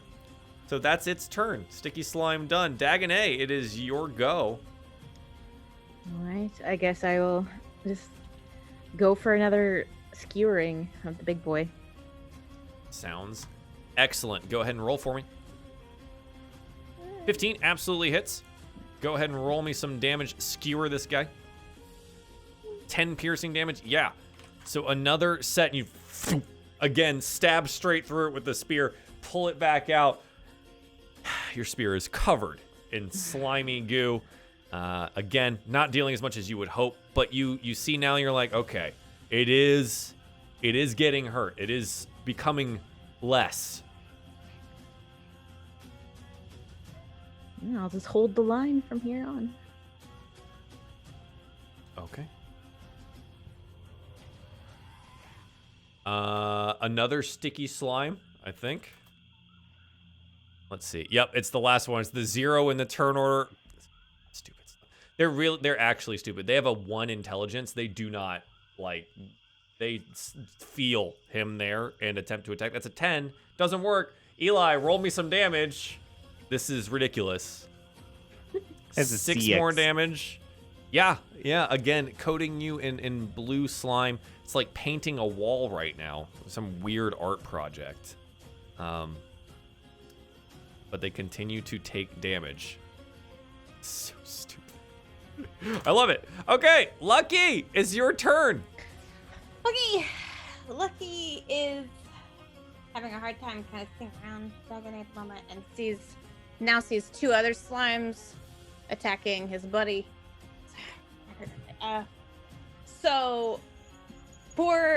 You'll have to, this will be if you're allowed with me doing this, because it's just an attack action. Would you allow me to pin myself in the wall here with a rope to me? Because Lucky is terrified of getting stuck in the slime. And he's like, I'm going to pull myself out if I need to. And then uses his nimbleness to, I would like to try to move over on the other side of the slime back here, if I can. Because can I nimble through his area? You can squeeze through that, yes. Okay. And he's like, I can get a better shot at these other guys. And as moving through, can I try to use my bonus action to distract the big boy in order to in order to help Dagonet with a feint or a distraction? If you were doing the hammering and the pitening and stuff like that, so here, this is what I'd say it would be. Because you used your bonus action to pull out all this stuff last time, the action would be to hammer all that stuff into place. Okay. Then moving past them, you can do basically on your own movement because you have an ability to do that. You're all good to go. Now, when you're on the other side, you have your bonus action remaining. So yes, if you would like to use your bonus action to try and distract the slime here, the big one, right? Yeah. Can you put the words of that ability in there? My only concern is that these are very stupid slimes. No, that's totally fine. They may not be able to be distracted, but I want to read particularly the rule. My ability just says I have team tactics, which allows me to use help as a bonus. Gains a next ability check, which makes it permanent text something.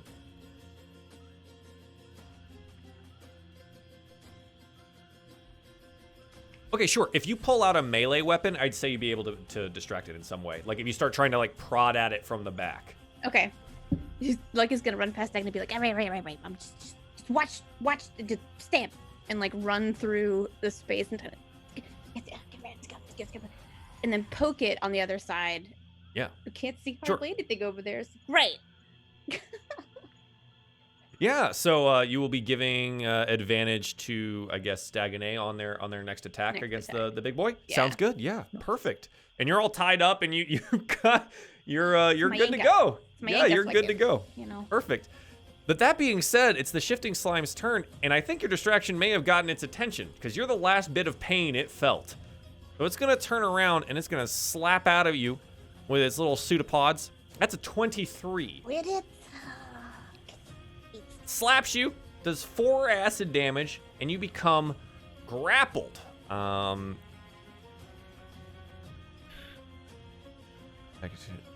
Yeah. Okay, cool. Yeah, so you become grappled to this. Roll me a strength saving throw. You have inspiration. Oh, I do. You You do. I'm gonna do my strength save, and then Excellent. I'm gonna add my d6 in there. Yeah. 13. Woo! With the power of Pez's The blessing, I get it. The inspiration, you're able to just wriggle your way out of the pseudopod here and out of the grapple. There you go. Wait. There you go. Yeah, you're out there. You got this. Perfect. You got this second aid. Just enough. Excellent. So yeah, the slime is done there. It seems distracted with Lucky for the moment. So Eli, it's your turn. You're on the ground, still possibly stuck. We're gonna find out. What would you like to do? Eli is going to actively attempt to get unstuck. Perfect. So you're gonna get out. Make me a strength saving throw. That's 10. To 10. Yep, it's just enough to get yourself out of the thing. Oh yeah, that's good. Oh, You see, jeez. you're still surrounded by sticky slime, and it's kind of like all over you now because it's dripping down from all of your spines and stuff. It's all over your clothes. Yeah. All right. And he's gonna swing at the one below me with his mace. Nice. Yeah, go for Yeah. it. I just gotta find that. There it is. 18 absolutely hits. Hit this boy. That's Yeah, 4. 4 bludgeoning damage. Yep. So you hit it and splashes up more sticky substance like towards your face. Come on. Yeah, it's Can you roll me another strength saving throw? Sure. That's A 7. 7. Your mace becomes stuck. You try to retract it back, and it is stuck in the slime itself. It's in there now. Well, that ain't good. Yeah. Yeah, but it's in there. You did the damage, but it is indeed stuck in there. So that's a thing. But you're back. You're back up. Okay. Is there anything else you'd like to do? No, I believe that'll be it. Perfect. This one's dead, so I'm going to remove it from the list. Pez, it is your go. So Eli's weapon is in the slime? Is that what? Yes. Sure is. That's okay. That's not great. How heavy is it? My weapon? It is. My mace would be 4 pounds, or 4 D&D units, whatever it is. Yeah, it's 4 pounds. Okay. Could I try to mage hand it out? Sure. So to get it out, you have to make another strength check. I don't think Mage Hand has the ability to like make a DC 12 strength check. Never. My strength is -3. Maybe not. Well, no. So it'd be your spell DC, but they have a weight limit. That's the reason I mentioned that. Because like all of a sudden you're pulling a 4-pound thing, but it's out like of, force as well. Yeah. Like the weight of So force. Yeah. 10-pound weight limit. yeah. So Yeah. I don't want to say you can't. It's just not likely. Okay, if you want to. You're concentrating on something right now, though, aren't you? So Mage Hand would replace Oh yeah, it. you're right. Never mind. That's a Okay. terrible idea. Yeah. I'm just Okay. gonna scooch forward a little bit. Can I squeeze right between the wall and diagonally there? Just over You there. can be right there. Yeah, absolutely. Which one has this weapon in it? Is it the one that's on the left or the right? The one Further south. Right. Yeah. Right here. Sorry. Further Okay. south. They're both south. Yeah. So the center one, the one that's directly below him. My bad. Well, I can't hit that either. Never mind. Well, I'm not helping you. Whatever. I'm just It gonna happens. shoot the big one again. Yeah. The It crossbow. was mentioned in chat that you do have a torch in your hand, but we're just gonna say, for canon's sake, you just put it in your mouth when you're doing all of this stuff. So you just got a torch Just- in your mouth Safety. the whole time. Yeah, perfect. We're really flame safe here. Okay, so you fire a crossbow, absolutely hits. Go ahead and roll me damage. Right there. Yeah, cool. So again, it doesn't seem to do as much as you want it to do, but it does still take a chunk of the slime out. Cool. That's it. That's all I got. Perfect. Another sticky slime. They're really singularly focused here on you. So they're just gonna try to slap you. That's a critical hit. That's a 23. I assume that hits you, Eli. Oh yeah. Okay. Oh yeah. It deals you 5 bludgeoning damage. So for your benefit, Don't we've feel done great. like 4 rounds. So you have 8 extra health points from your temporaries. I don't think you've been taking that into Oh, account. that's right. So we've had, I believe it's 4 rounds. So you have 8 temp hit points from Pez's spell. That's I give that to right. Dagon 8. Oh. Did you? Yeah. Okay. That's why I don't remember that because. Dang it! Sorry. I was Nope. trying to help. No. It's fine. My bad. It's all I good. even have the marker. The marker's on there. Look at it. It's like it's a strong boy, just right there. And So does that Oh, mean I good. have a extra hit point temporary? you have 8 Sure extra hit do. points. Yeah. Yeah, you do. Dang it. Okay, well, yeah, Eli, you take 5 That's all right. slapping pseudopody sticky damage. It sucks. Happens, man. Okay. Dagonet, it is your go. And with your 8 extra temporary hit points, what would you like to do? Well, I also have advantage too because of Oof. Lucky's You do. help. Yeah, Lucky World's spent a your lot of oyster. health to get you some advantage here. Well, I'm gonna be brave. I'm gonna drop my shield so I can two-hand this thing. Ooh, yeah. Go for it. Nice. Yeah, 23 absolutely hits. 8 more piercing damage. Again, your spear is just slathered with gross, slimy substance. Really, really not fun. Spear's kind of getting hard to hold on to, but you're very strong, so you're managing. But the shield is now on the ground. Yes. Okay. Sticky slime number 2 slaps. 9 does not hit Eli, which is very, very good. Now, Eli, now that you've been unburrowed, you note the little dusk corvum that's kind of stuck in the corners. You don't think you could get a sample of those for me, do you? We can try, but I've got and they like gestured as in my bag, glass vials right there. Just really need to get that sample. we'll give it a go. Okay. Lucky, it is your turn. Lucky is going to reactionary now, be like, oh, dang it, good. And use his dagger to attack this larger slime that's close to him. Okay, yeah. So you slash out with the dagger. 16 and 16 absolutely hits. 7 piercing. 7 piercing damage. Well struck with the dagger. You guys are really lucky that all of this is piercing damage.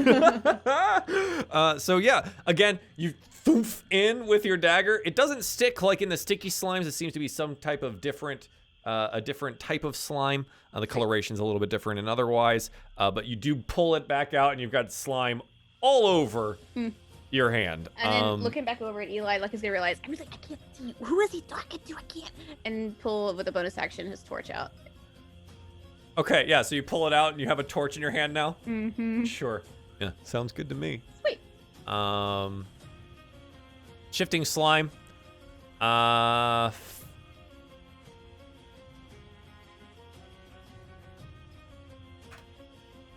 All right, so it's going to attack Dagonet. It slaps out with a pseudopod. 9 does not hit. Yeah, so Dagonet bats it to the side with the spear. This poor shifting slime just wants to eat and is not having any luck here, huh? Not having any luck. Okay. It doesn't really do much else because it can't really do much else. So, Eli, what would you like to do?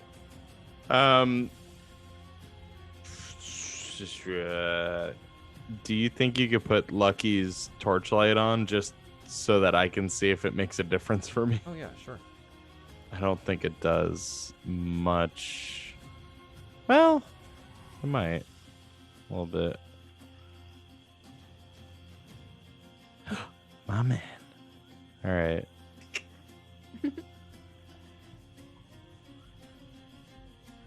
Okay. I think oh god, my mace is still stuck, huh? It is right now, yes. Can I But you have free hands? I do.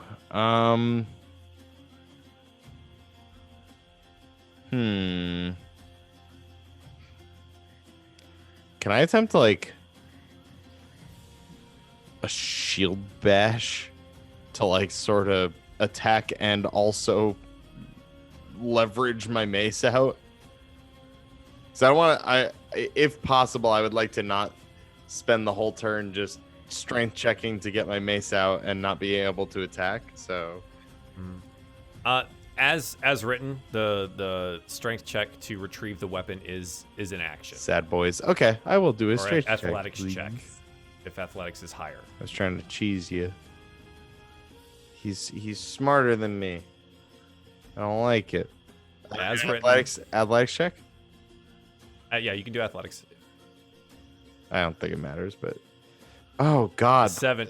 Yeah, so you reach in and you grab at the thing, and you're like hitting the sticky slime with your shield. Get off the man! And it won't.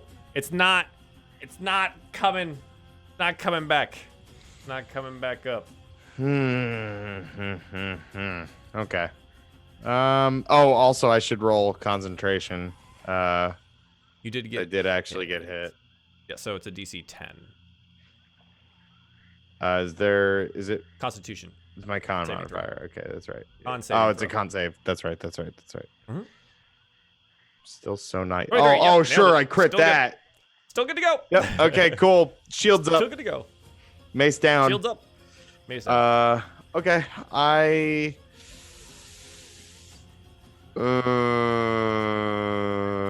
Do I chance it? I'm gonna try and shimmy around this slime, most likely incurring an attack from the other one. But that's fine.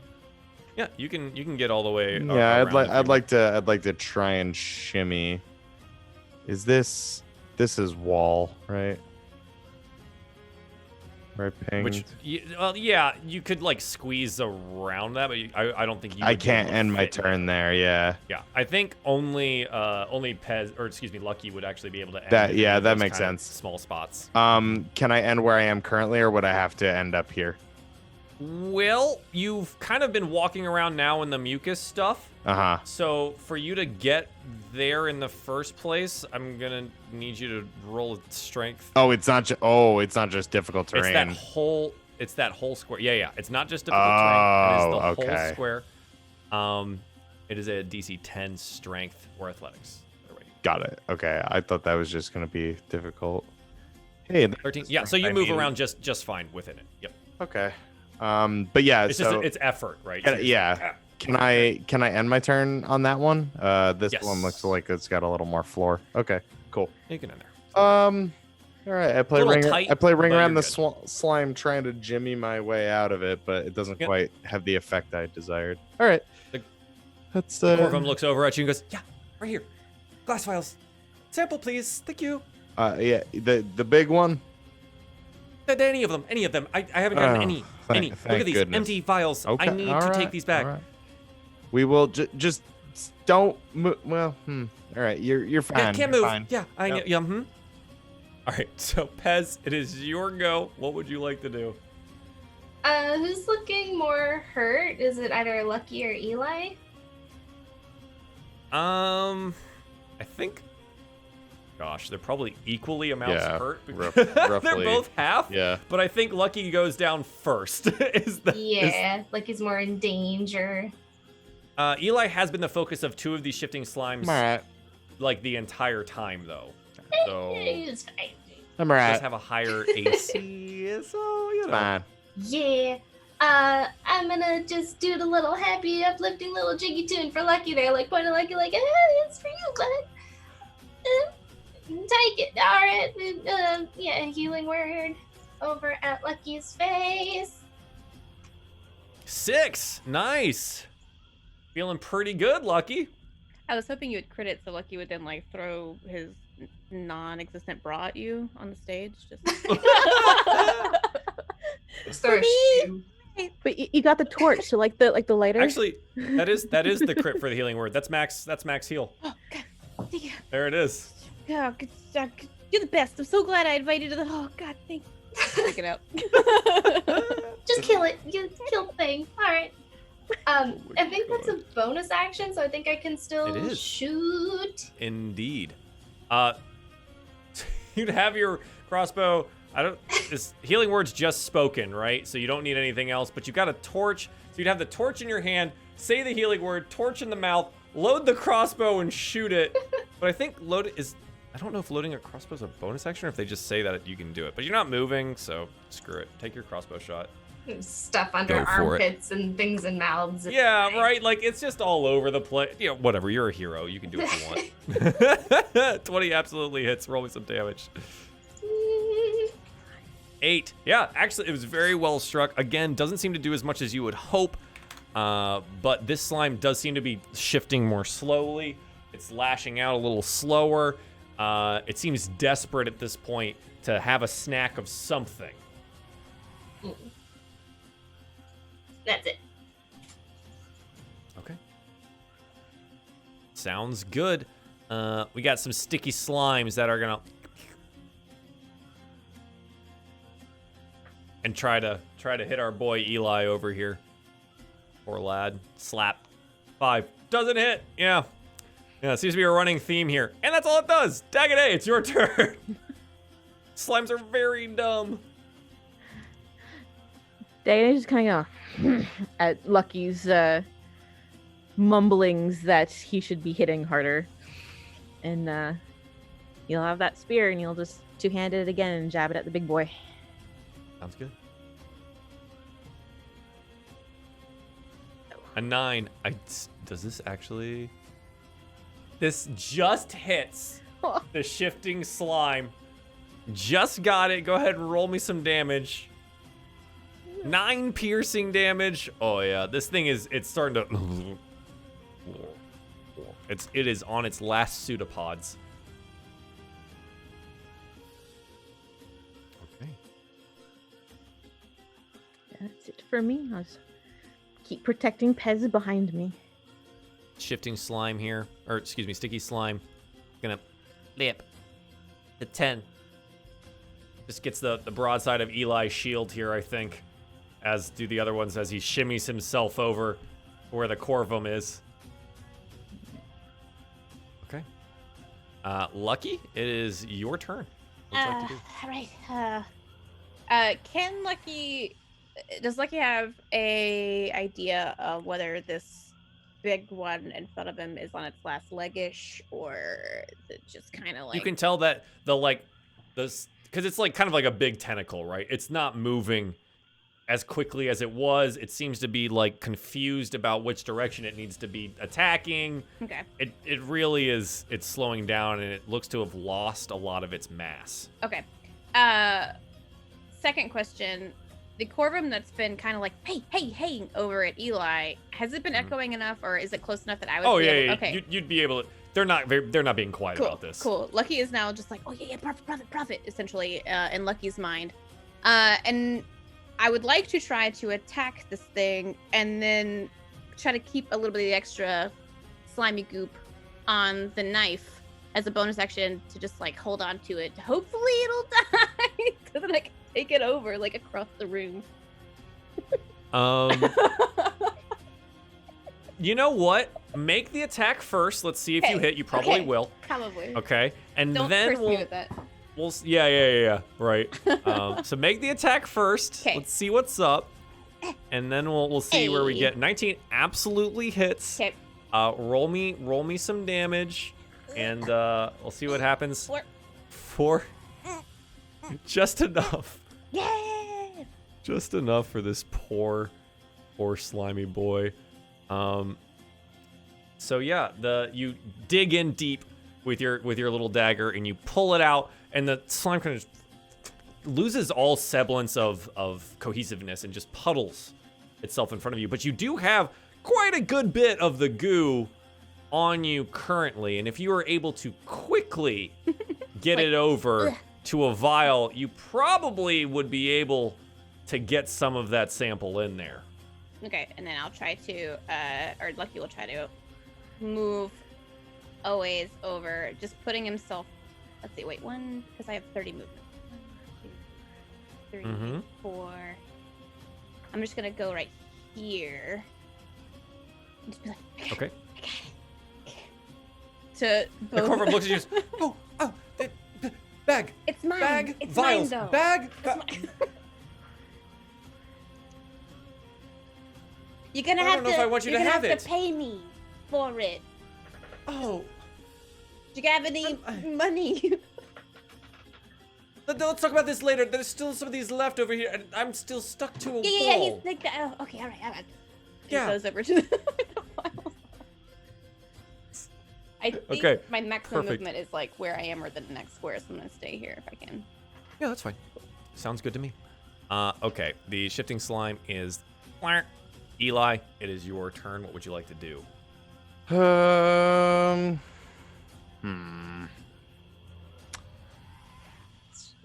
Like King Arthur, man.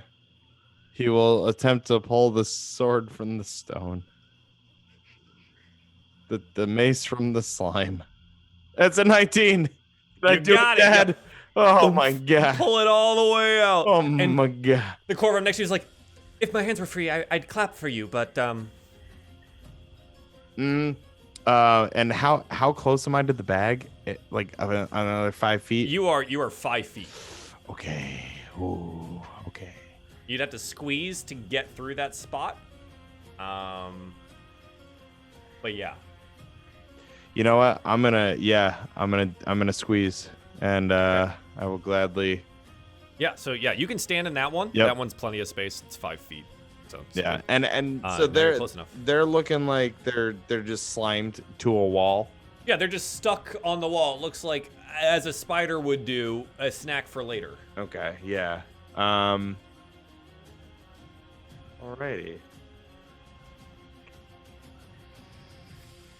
It's probably gonna take some effort to get them down. It's not necessarily safe yet.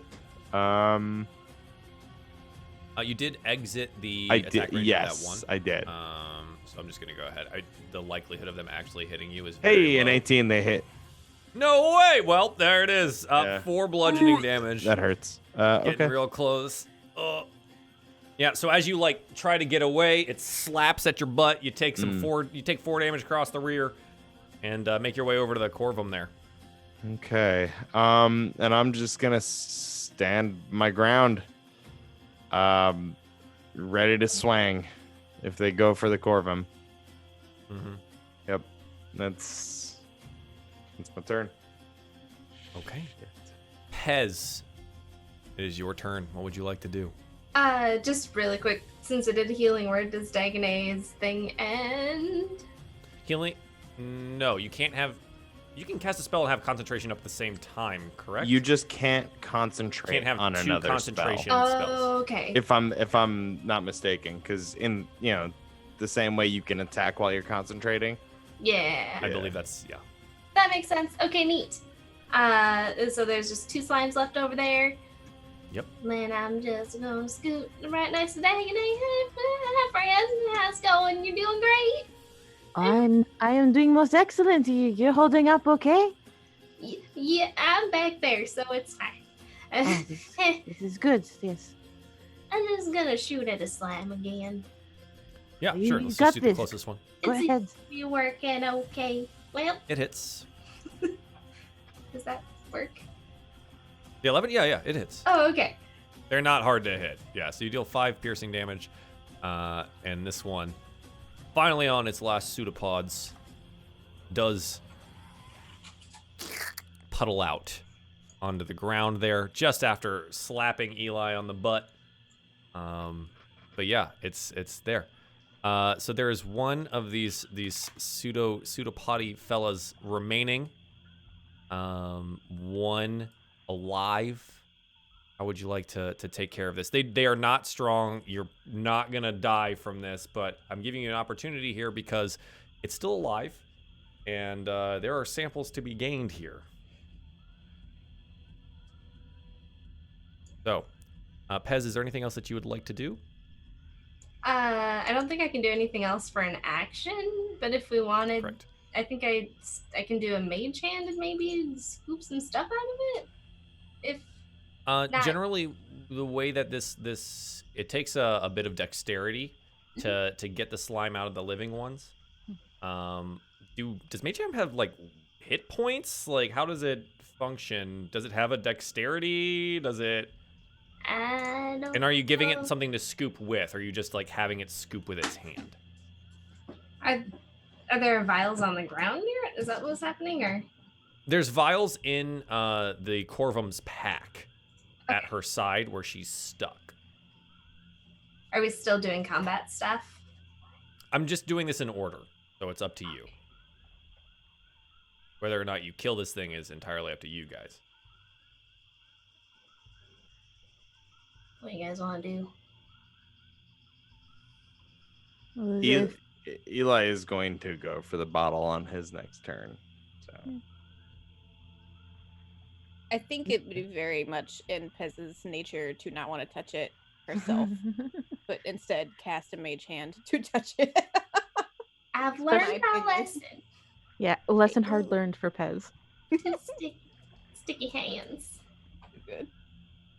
It just looks like it lasts for a minute. It appears at a point. Can I move it around? Yeah, you can move it, but it disappears if it goes beyond 30 feet of you. So it's a concentration spell.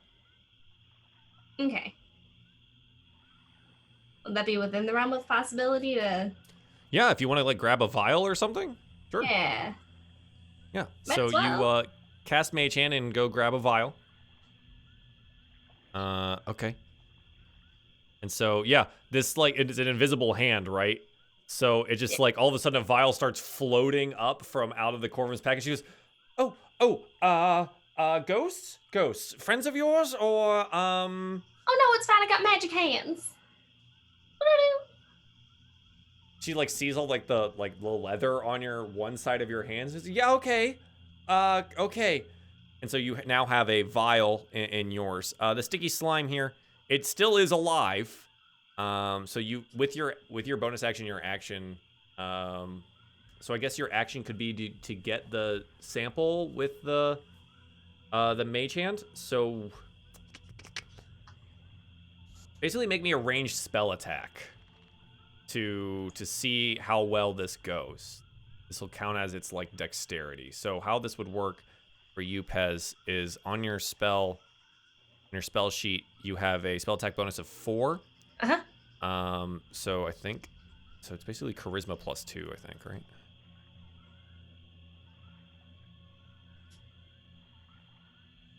Yeah. So you can roll a performance check essentially, and that is your spell attack. Okay, I can do that. So roll me a performance check. Yeah, a 15. Yeah, so this invisible hand deftly grabs the vial, maybe flips it around a couple times, and thoop, scoops up some of the blue, shifting liquid, and now you have a vial of sticky slime sample. There's your gross slime. There you go. It's pretty Good. nasty. Thank you. Now get me off this thing and kill that one. Okay. The sticky slime is going to try and hit Eli here. 14. oh god. Believe you're fine, right? With your shield? I am 15. Oh. Yeah, with your shield, Yeah, you're okay? I'm fine. Yeah. Okay. Ooh. So, thoof, again, bash it out of the way. Dagonet, it is indeed your turn here. Oh dear.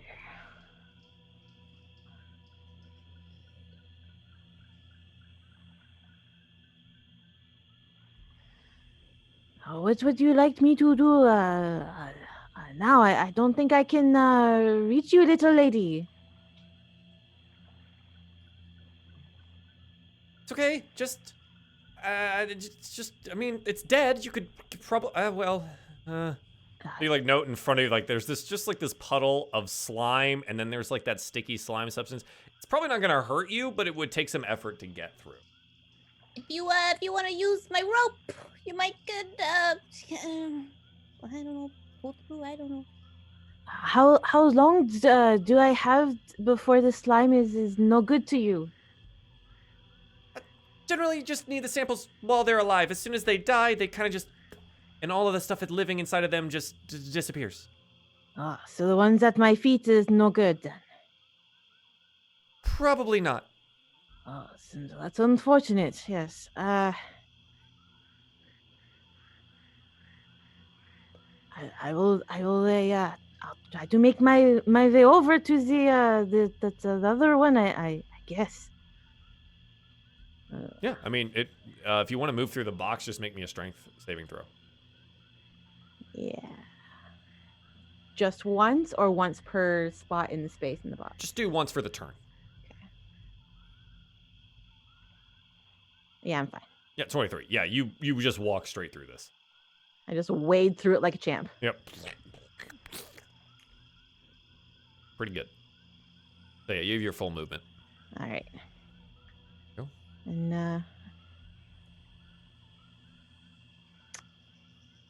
yeah, I guess he'll try and spear this last one here. Go for it. Right, I'll try to be quick about it. Lucky you're here already, eh? And Eli, get ready to scoop. Scoop. Okay. Ready to Go scoop. ahead. Yep. Ready to scoop. So Eli, you'd have plenty of time now to like, you've got a vial. Yeah. So you could be ready to scoop if you'd like. Lucky, I'll say the same thing for you if you wanted to have grabbed a vial. You can be ready to scoop. Of course. I mean, but I'm gonna have to put my torch down, so I'm gonna. Yeah.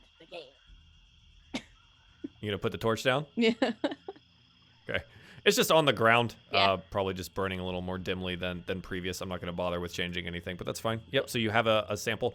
So Dagonet, go ahead and do some spearing. Yep. You did. That was the 12. Yep. Absolutely hits. Go ahead and roll me some damage. 9 piercing damage. Yeah. So again, not dealing as much damage as you would have entirely hoped. But it does seem to be on its last legs.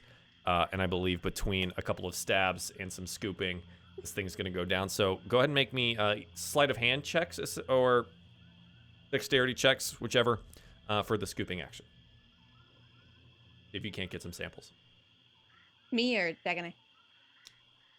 It'll be Eli and Lucky, both of you. Okay. Okay, yeah. Scoop 22. proficiency. Yep, Lucky, easy enough. You get your you go poof, and you get your sample of it. Pretty good there. Eli, I think your vial gets caught in a pseudopod and gets like directly inside of the slime, and it's just kind of stuck inside of it now. Sorry. He says back to Those aren't cheap. You know that, right? Good glass. And please get me off of this wall. And I think at that point in time, this is where like Dagonet thoomph, spears it again, and it goes down. I'm not gonna have you roll for that. This thing's dead. It's not going anywhere. It's a slime. It's not really doing a whole lot for you. Yeah. So yeah, you've got a couple of samples, couple of dead slimes in here, and a core of them attached to the wall. So Eli, do you want to? Yeah, Eli's gonna go over Remove from the and get them off the wall. Okay. Yeah. So roll me a just a strength check or athletics check or something just to pull them out. Sure. Because they're just stuck on the wall. It's 13. 13. Yep, just enough to. No, careful. Ah! Oh, and they kind of like ruffle their feathers out a little bit and start getting some of the slime off. Oh, thank you for saving me. And those samples are going to be very, very useful. As you can see, I had a little bit of trouble with getting them myself, so thank you. What was the name of the person that we were looking for? Kenna Brightspark. Ms. Brightspark, I presume? Yes. Kenna, Bright Spark, your service here. I'm a researcher, slime collector, deliverer to apothecaries, things of that nature. Working for a magistrate. Of course. Well, they're keen to have you back in town. They sent us to find you. Oh, yeah, good.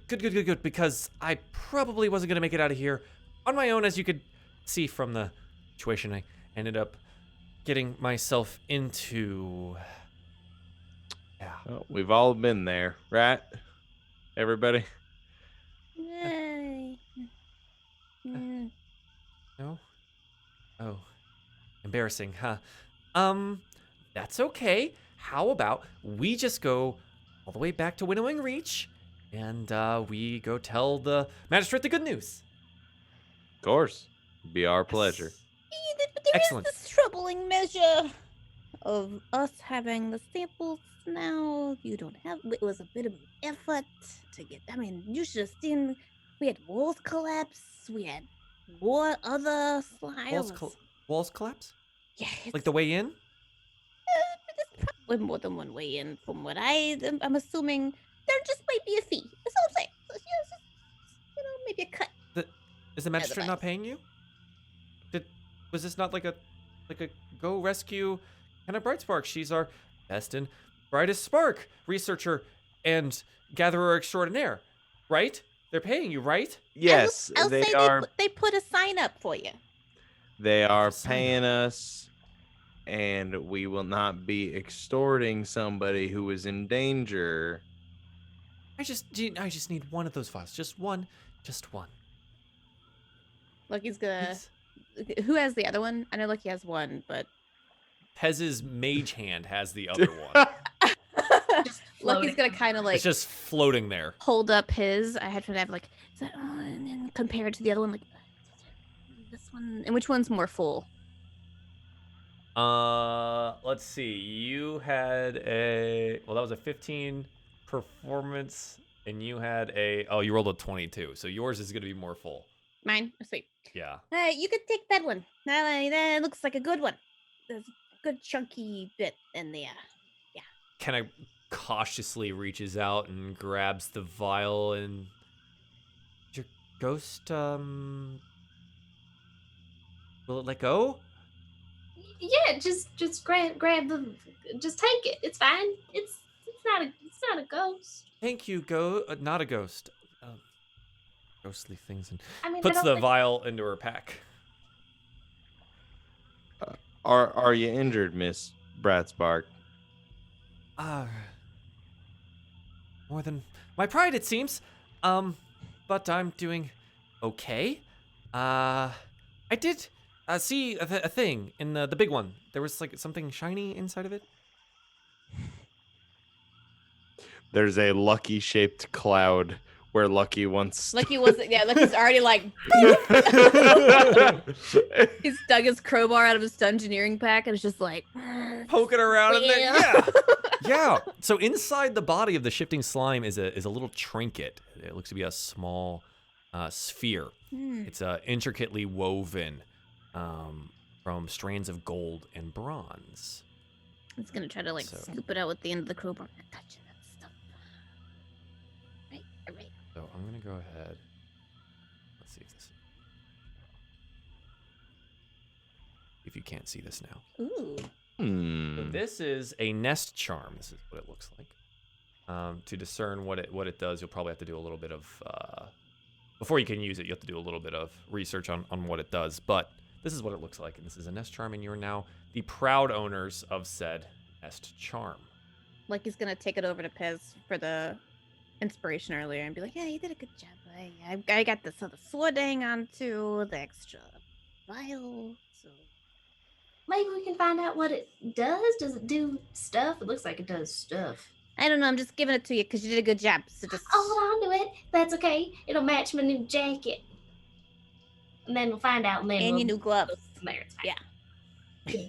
Oh, thanks.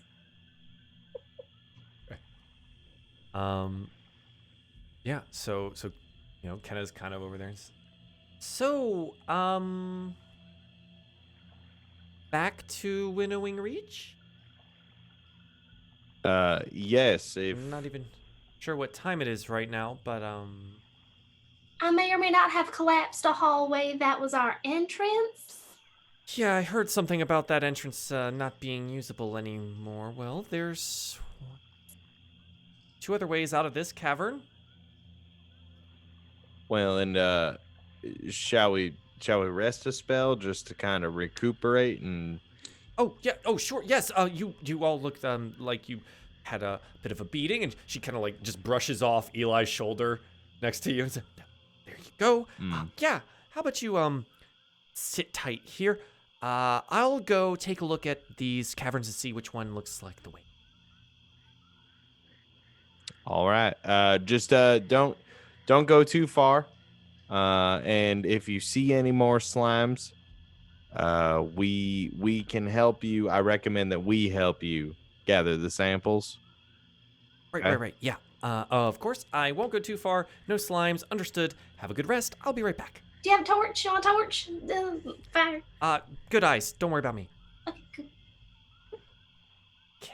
That's a bit And so troublesome. Brightspark walks off into the dark, alone. I mean, you could have put a rope on up from the. Probably learned her lesson. She probably knows what she's doing now. It's fine. I mean, what else could be in these tunnels? That was probably it. You're so sweet. You're very nice, lady. We have to hope that this was the only thing in here. But if we take a moment, I guess I'll clean all this slimy stuff off my shield. It's disgusting. I'm gonna get some Yeah. of my arrows. So you guys can, recuperate whatever arrows you have if you want to take a short rest. You're more than able to do that. Spend your hit die that you would like to spend. That being said, we missed break because it was in the middle of a combat section. Do you guys need a quick break? I know we generally only go for about another 30-ish minutes. You guys want to break or small break? Okay, we're gonna take a very brief break. And when we come back, we'll do the short second part of DieFall Alderheart, episode 3. We'll be right back, guys. Thanks for being here.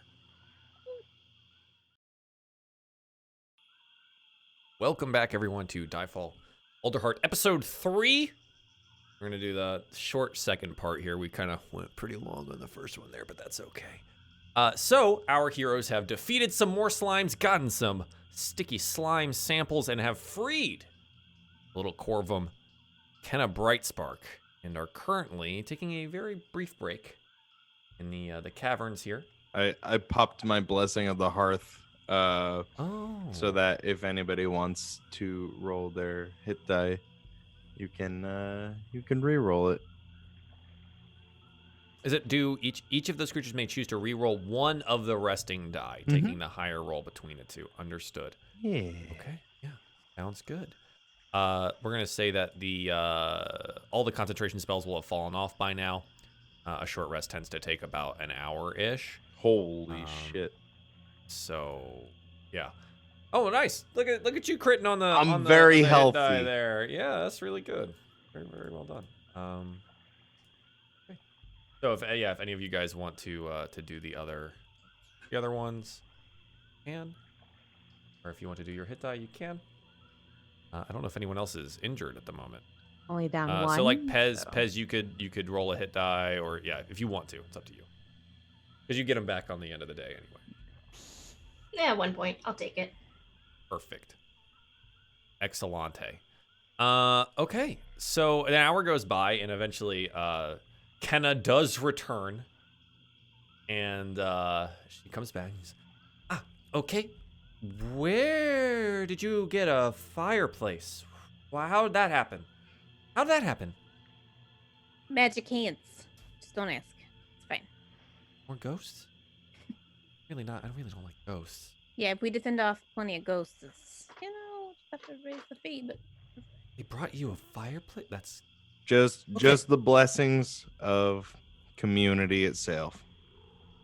community itself. The domain. Oh.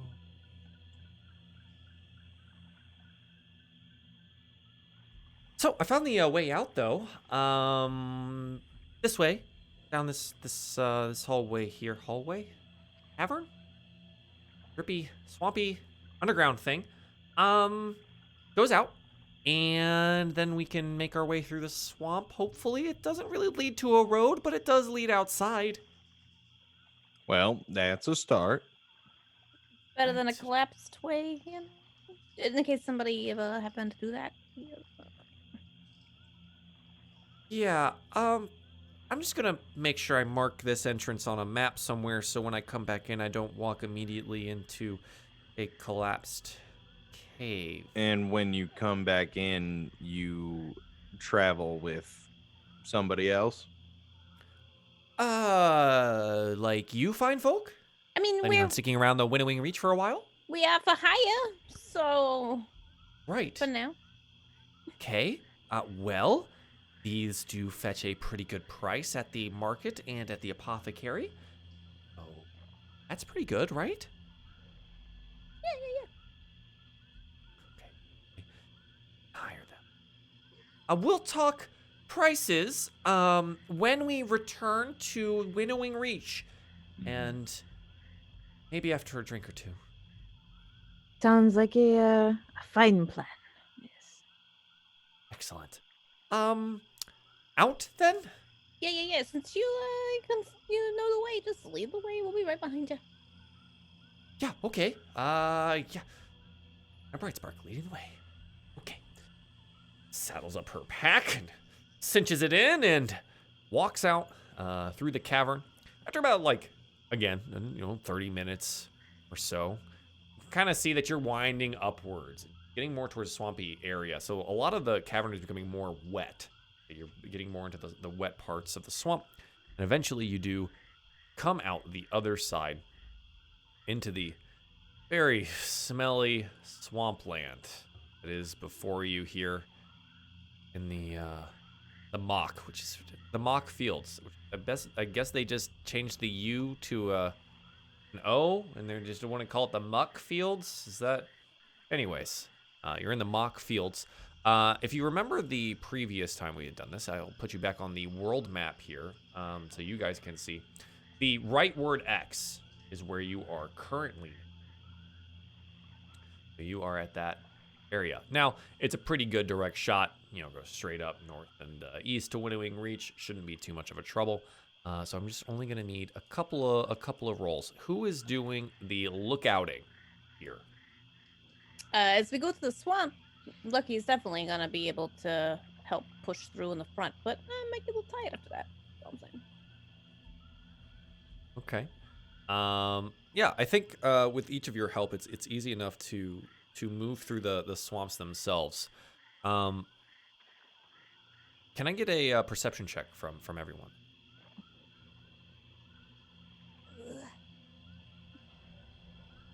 20 for Eli, 2 for Pez. Pez may be a little distracted. Lucky with a 17. I did give a shiny necklace. with a 5. I'm tired. She has a shiny necklace, and I think at this point in time, Pez, you're finally noticing that the stickiness of the slime is wearing off, and so you're able to peel off the leather in very short bursts on your hands because you don't want to hurt yourself, right?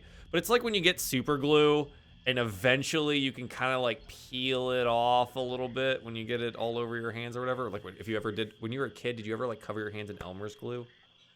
And then you could peel it off. It's like that, yeah. So you can slowly peel it off. Yeah. I hate this place so much. But Eli and Lucky, you both notice this. North and kind of back to the west, you see smoke rising. Now it seems distant yet.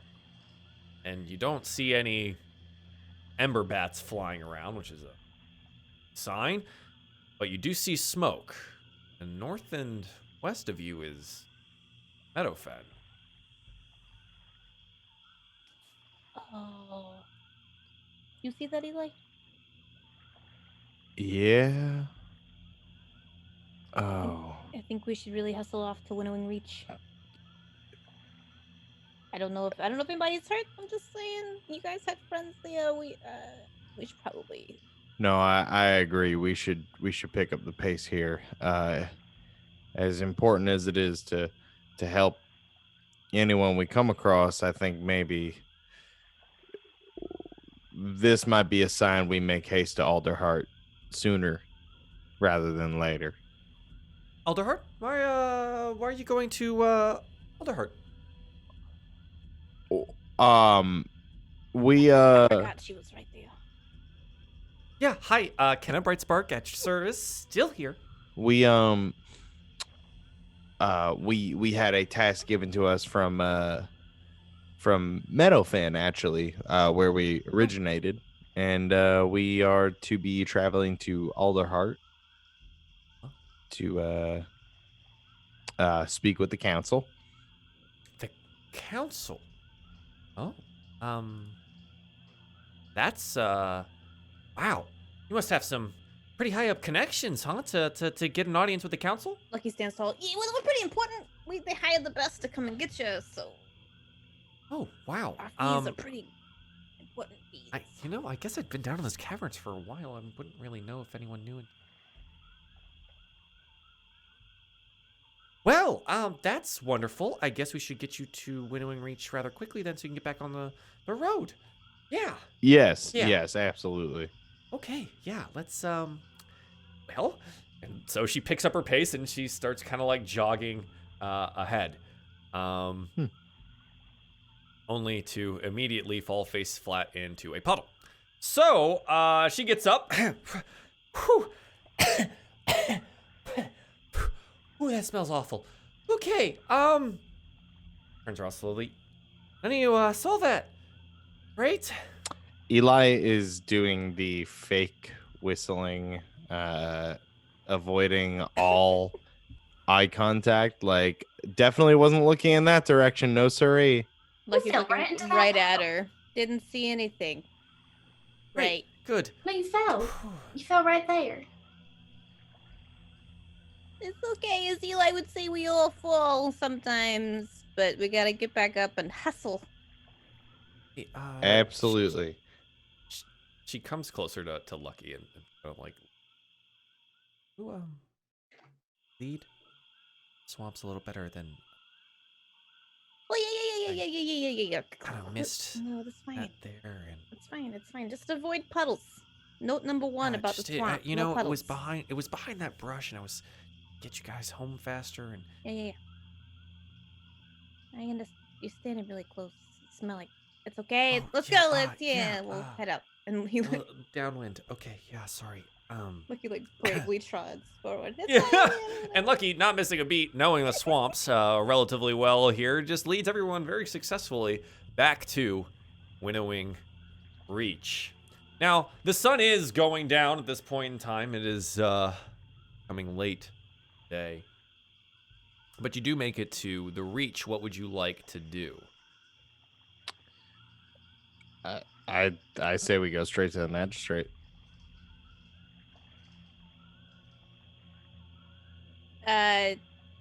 Yes. What time is it? Is it like midday, early morning, evening? No, it's like night now. Oh, You alright, guys alright. push through to get to Winnowing Reach. So it is definitely nighttime now. Yeah, well, I mean, I would like to go to the apothecary first thing in the morning. So let's make this quick. Let's go. You what? Cause you right? You wanna just tuck your necklace in or something? Oh yeah, but it's so shiny. I guess. Yeah, that makes okay. It's yours. Don't So anybody you head towards the magistrate's.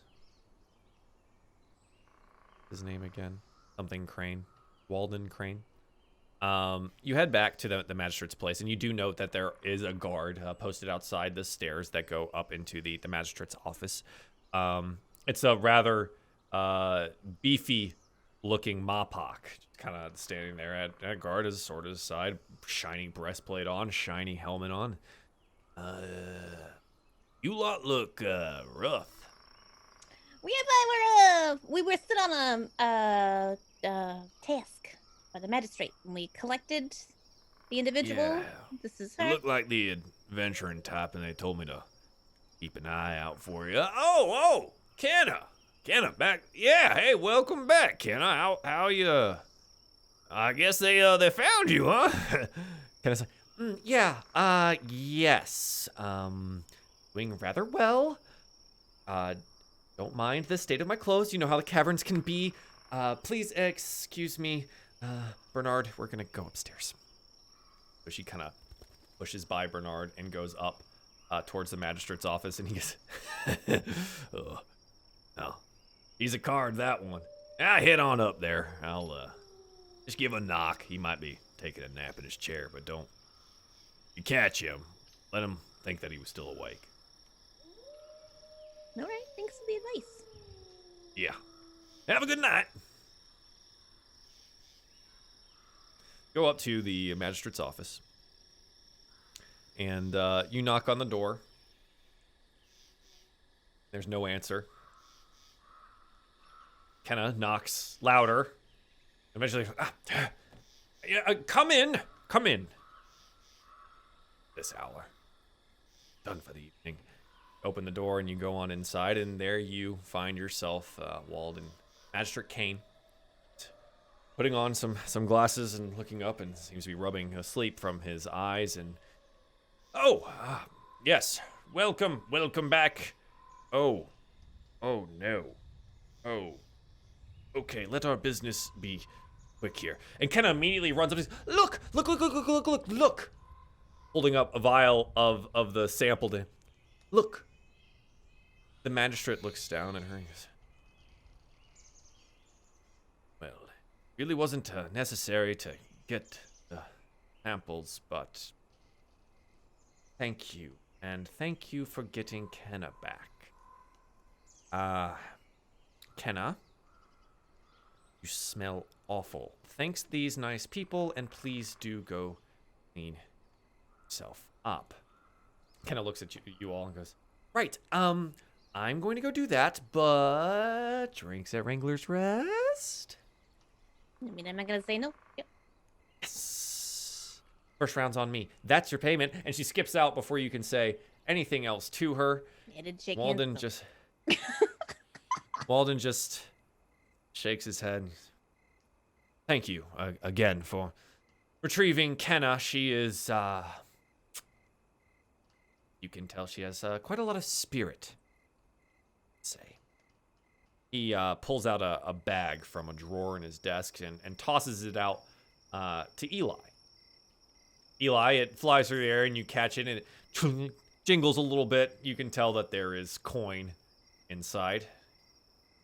Payment for Kenna, 5 gold piece. Should be enough for your trouble. And, as promised, I will write that letter for the Birdfolk Council. You can get yourself an audience with them. Thank you, Ken. I'll prepare them and have them ready in the morning. Do you plan on staying long here in Winnowing Reach? Well, it seems. Have you given any thought into the recommendation of the beefing up things around here in lieu of the recent, or in response to the recent fire bat issue?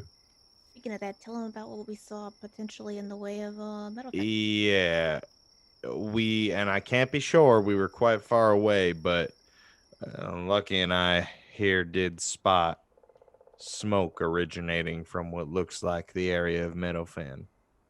Yes, it was reported to me earlier today that to the west there is quite a wall of smoke rising from some of the copses. It does have me worry for Meadowfen. I've pulled together some to see if we can find out what's happening in Meadowfen, and I sent them out around midday. It'll be about 3 days before we hear anything, though. Well, unfortunately, we probably will not be sticking around 3 days to hear back, but our trip to Alderheart beckons, and your letter will be most helpful, just expediting this process. Of course. The fires do seem to be spreading much faster than we had, well, I had hoped. Ash Barrow's gone, Meadowfen next. That leaves just here, the Reach, before it makes full contact with the Humblewood. We haven't seen any of the swarms of bats yet here, but again, I have my scouts ranging further, and some of those will return tomorrow, early evening.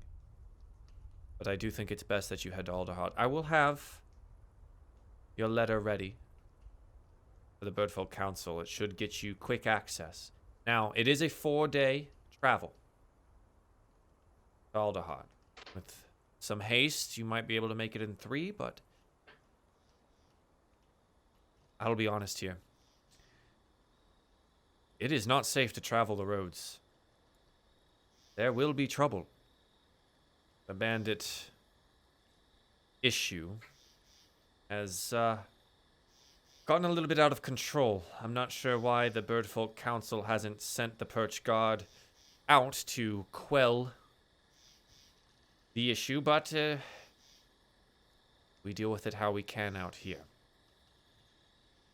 Maybe I'm wrong. Maybe the roads are entirely safe, but every traveler and merchant that we have that comes from Alderheart or Salter's Port or Marshview, they all say the same thing. Bandits holding roadways, bandits demanding tithes, or just never seeing those merchants show up. They sound awful. They are. They are.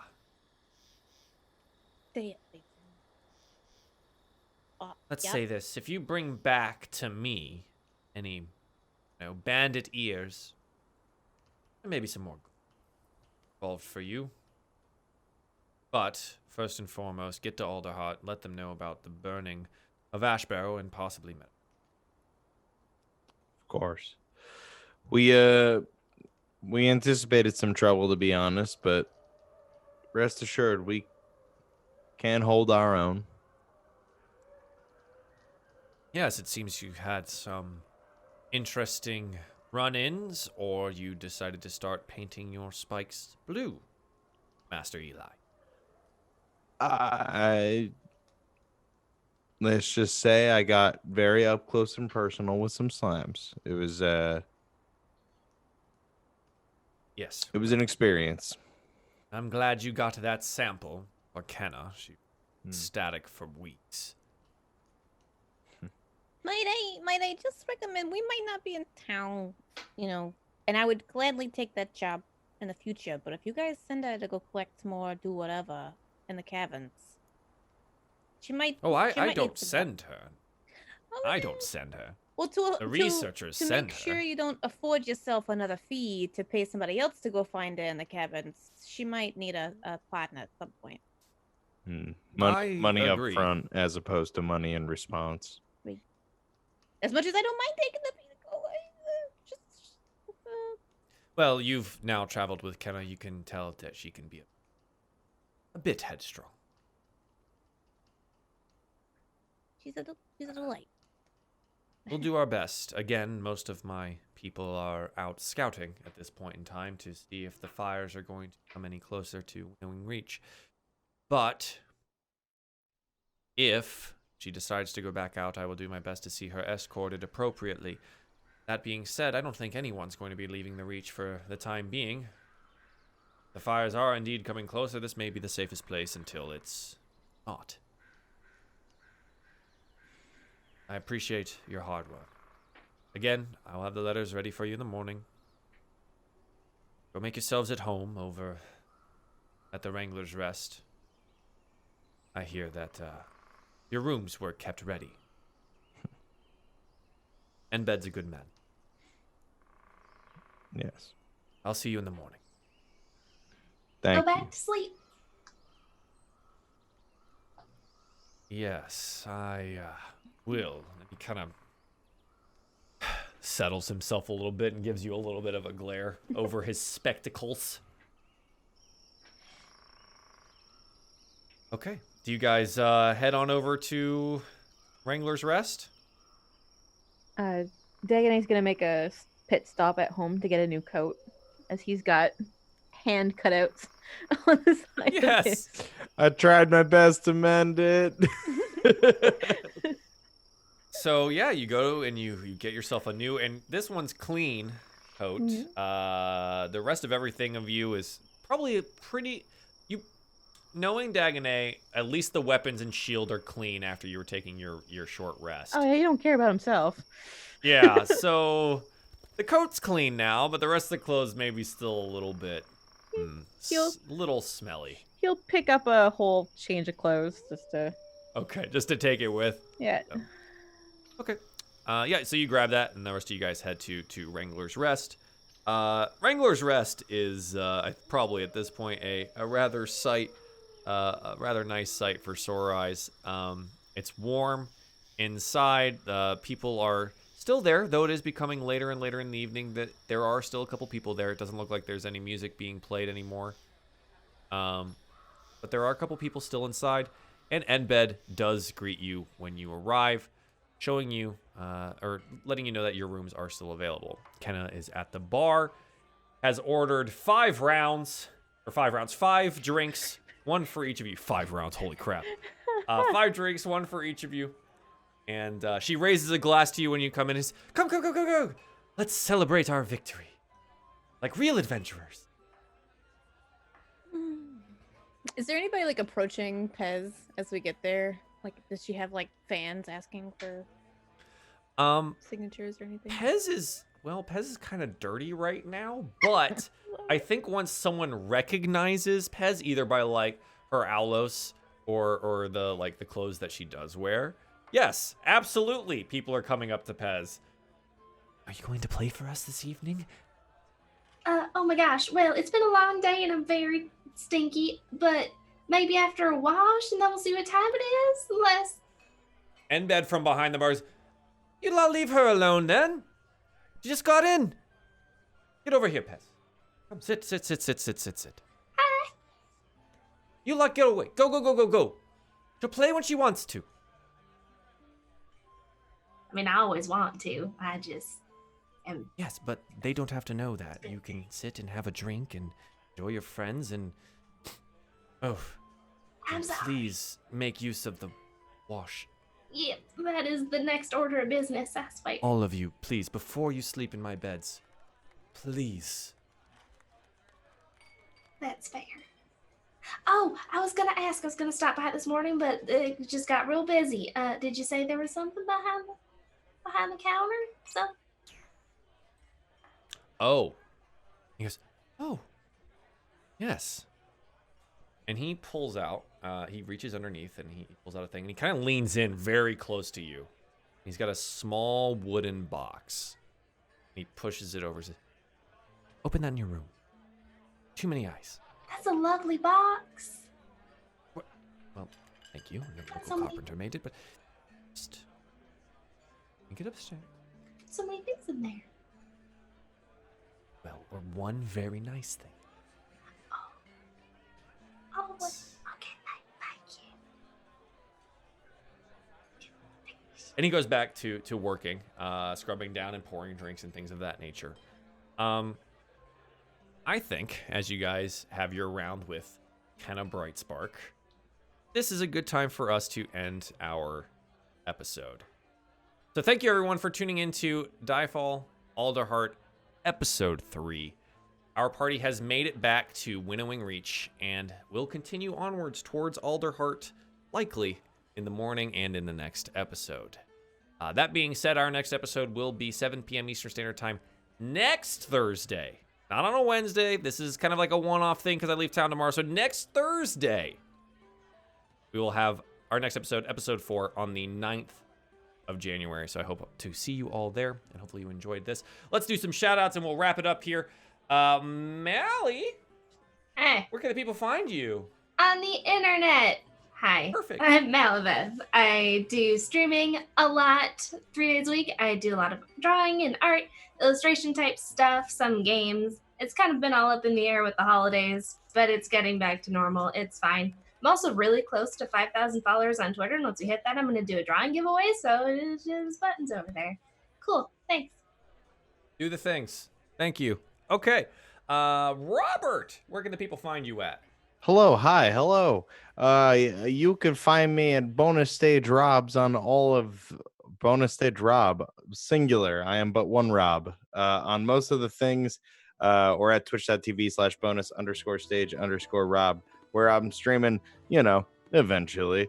I've been doing this show as far as tabletop stuff goes, as well as the occasional appearance on twitch.tv/indoor-adventure and twitch.tv/game nights. That is game with 2 G's and a K, like the dude with the sword. I think we have our Monster of the Week game this Sunday, and that is at 4 p.m. Eastern, where I play Travis the Crooked, or as I like to call the class, the Steely Boy, because I like shiny things. I take the shiny things. It's nice. So yeah, join us, won't you? Excellent. Thank you. May, where can the people find you at? Well, they can find me on the internet at the Lady May. That's MEA. And that's Twitch, Instagram, and Twitter. And I paint things, and I take lots of pictures of my cats and my dice collection, and yeah, sometimes do other stuff. But yeah, you can mostly find me on theirs and here's. That's about it for me. All right. And Leslie, Simply Jackson, where can the people find you at? You can find me, Simply Jackson. Actually, you can probably just see anything I do over on Twitter. It's also my most active form of any social media, so just at Simply JXN, no underscore, like here on Twitter or on Twitch. And then anything on Twitch is going to be haphazard for the minute. So if you want to follow and turn on notifications on my channel, that's great. Otherwise, you can catch me this show on Thursdays and on Tuesdays on Kobold Press playing Tilly the Fighter. So yeah, that's it. That's all I've got. Yay. Hi, I'm Runaway Robot. Joel, this is my channel. You probably figured that out by now. So that's that thing. If you want to see more stuff like this and or me playing various different video games, this is where you can do that. You can follow me on Twitter at runawayrobot_. If you want to get the VODs for this stuff, it's on the YouTube, YouTube/runawayrobot. You can also pick us up on Spotify, iTunes, SoundCloud. If you look up DieFall Dungeons & Dragons, you can get this show as well. You can follow us on Twitter, DieFall_RPG, and get all the updates and clips from shows like this, and they're all fun and funny, like moments from today where Dagonet was still negative after adding a bunch of other things to their dexterity. That will never not be funny to me. I'm so happy that you rolled that. So that's it for us tonight. Thank you for tuning into DieFall, Alderheart. I appreciate that. Follow these lovely, lovely people over on Twitch, Twitter, and everything else. I'm going to go pet my new puppy. It's going to be really fun. Yay! I'm super excited about that. So I'll see you guys later. Bye-bye. Hey, guys. You didn't think I forgot about you, did ya? So I wanted to thank you guys for being here today. I super duper appreciate it. All the love and support that you guys give every singular week. So thank you very much for the wow we started a long time ago, didn't we? Operation Waffle, thank you for the follow. Welcome to the factory. Carson, thank you for the host. Nyx, 25 months resubscribed. Thank you so much, dude. Appreciate that. Lady May, 7 months. Thank you. Subscribe to the channel. Stella Luna, 12 months. Big year. Holy crap, it's a big year. That's you get your golden bot. Thank you so much for 12 months of support. PS Wee 2008, thank you for the follow. Welcome to the factory. Lady May gifting a sub to Bonus Stage Rob. Thank you very much, May, for that. PS Wee, thank you for the host. Dark Juicebox, thank you for the host. Karma, 15 months, dude. We had a great 2019. Rolling into the 2020s, it's going to be great. It's going to be freaking awesome. Yeriko, Tsura, Elric564, A Cosmic Fox, thank you all for the follows and welcome to the factory. Again, you guys, if you missed the show or if you want to see the VODs or anything like that, I'll try to have it up on YouTube. That's youtube.com/runawayrobot. If you want to have the audio versions of all of these, they're available on Spotify, iTunes, and SoundCloud. You can look up DieFall Dungeons & Dragons or just DieFall. Generally, it comes right up. And you can listen to all of the audio versions of this show, as well as as well as 2 of our previous shows, and they are all there for your listening enjoyment. Thanks again for tuning in, guys. I super duper appreciate it, and I'll see you sometime next week. I'm out of town, so have a good one. Bye-bye. Oh, side note, I think one of my friends is streaming right now, and she does Dungeons and Dragons stuff. So we're gonna go give her like a raid rate for those of you guys that are still here. She's awesome. This is Stella. I think she's streaming right now. She is. Yes. Okay. So Stella Luna is streaming right now. She's a wonderful human being. She's the one that just got her gold bot, subscribed to the channel, met her with Dungeons and Dragons stuff, and we're gonna go raid Stella Luna and those lovely people over in the Corgi Club. They're fantastic. I love them all to death, and they're playing Symbaroum. It's kind of a dark-ish fantasy D&D game, I believe. So it should be really, really good. So let's go head on over there, give them a little hey hi and a little robot love, and I'll see you guys later. Bye.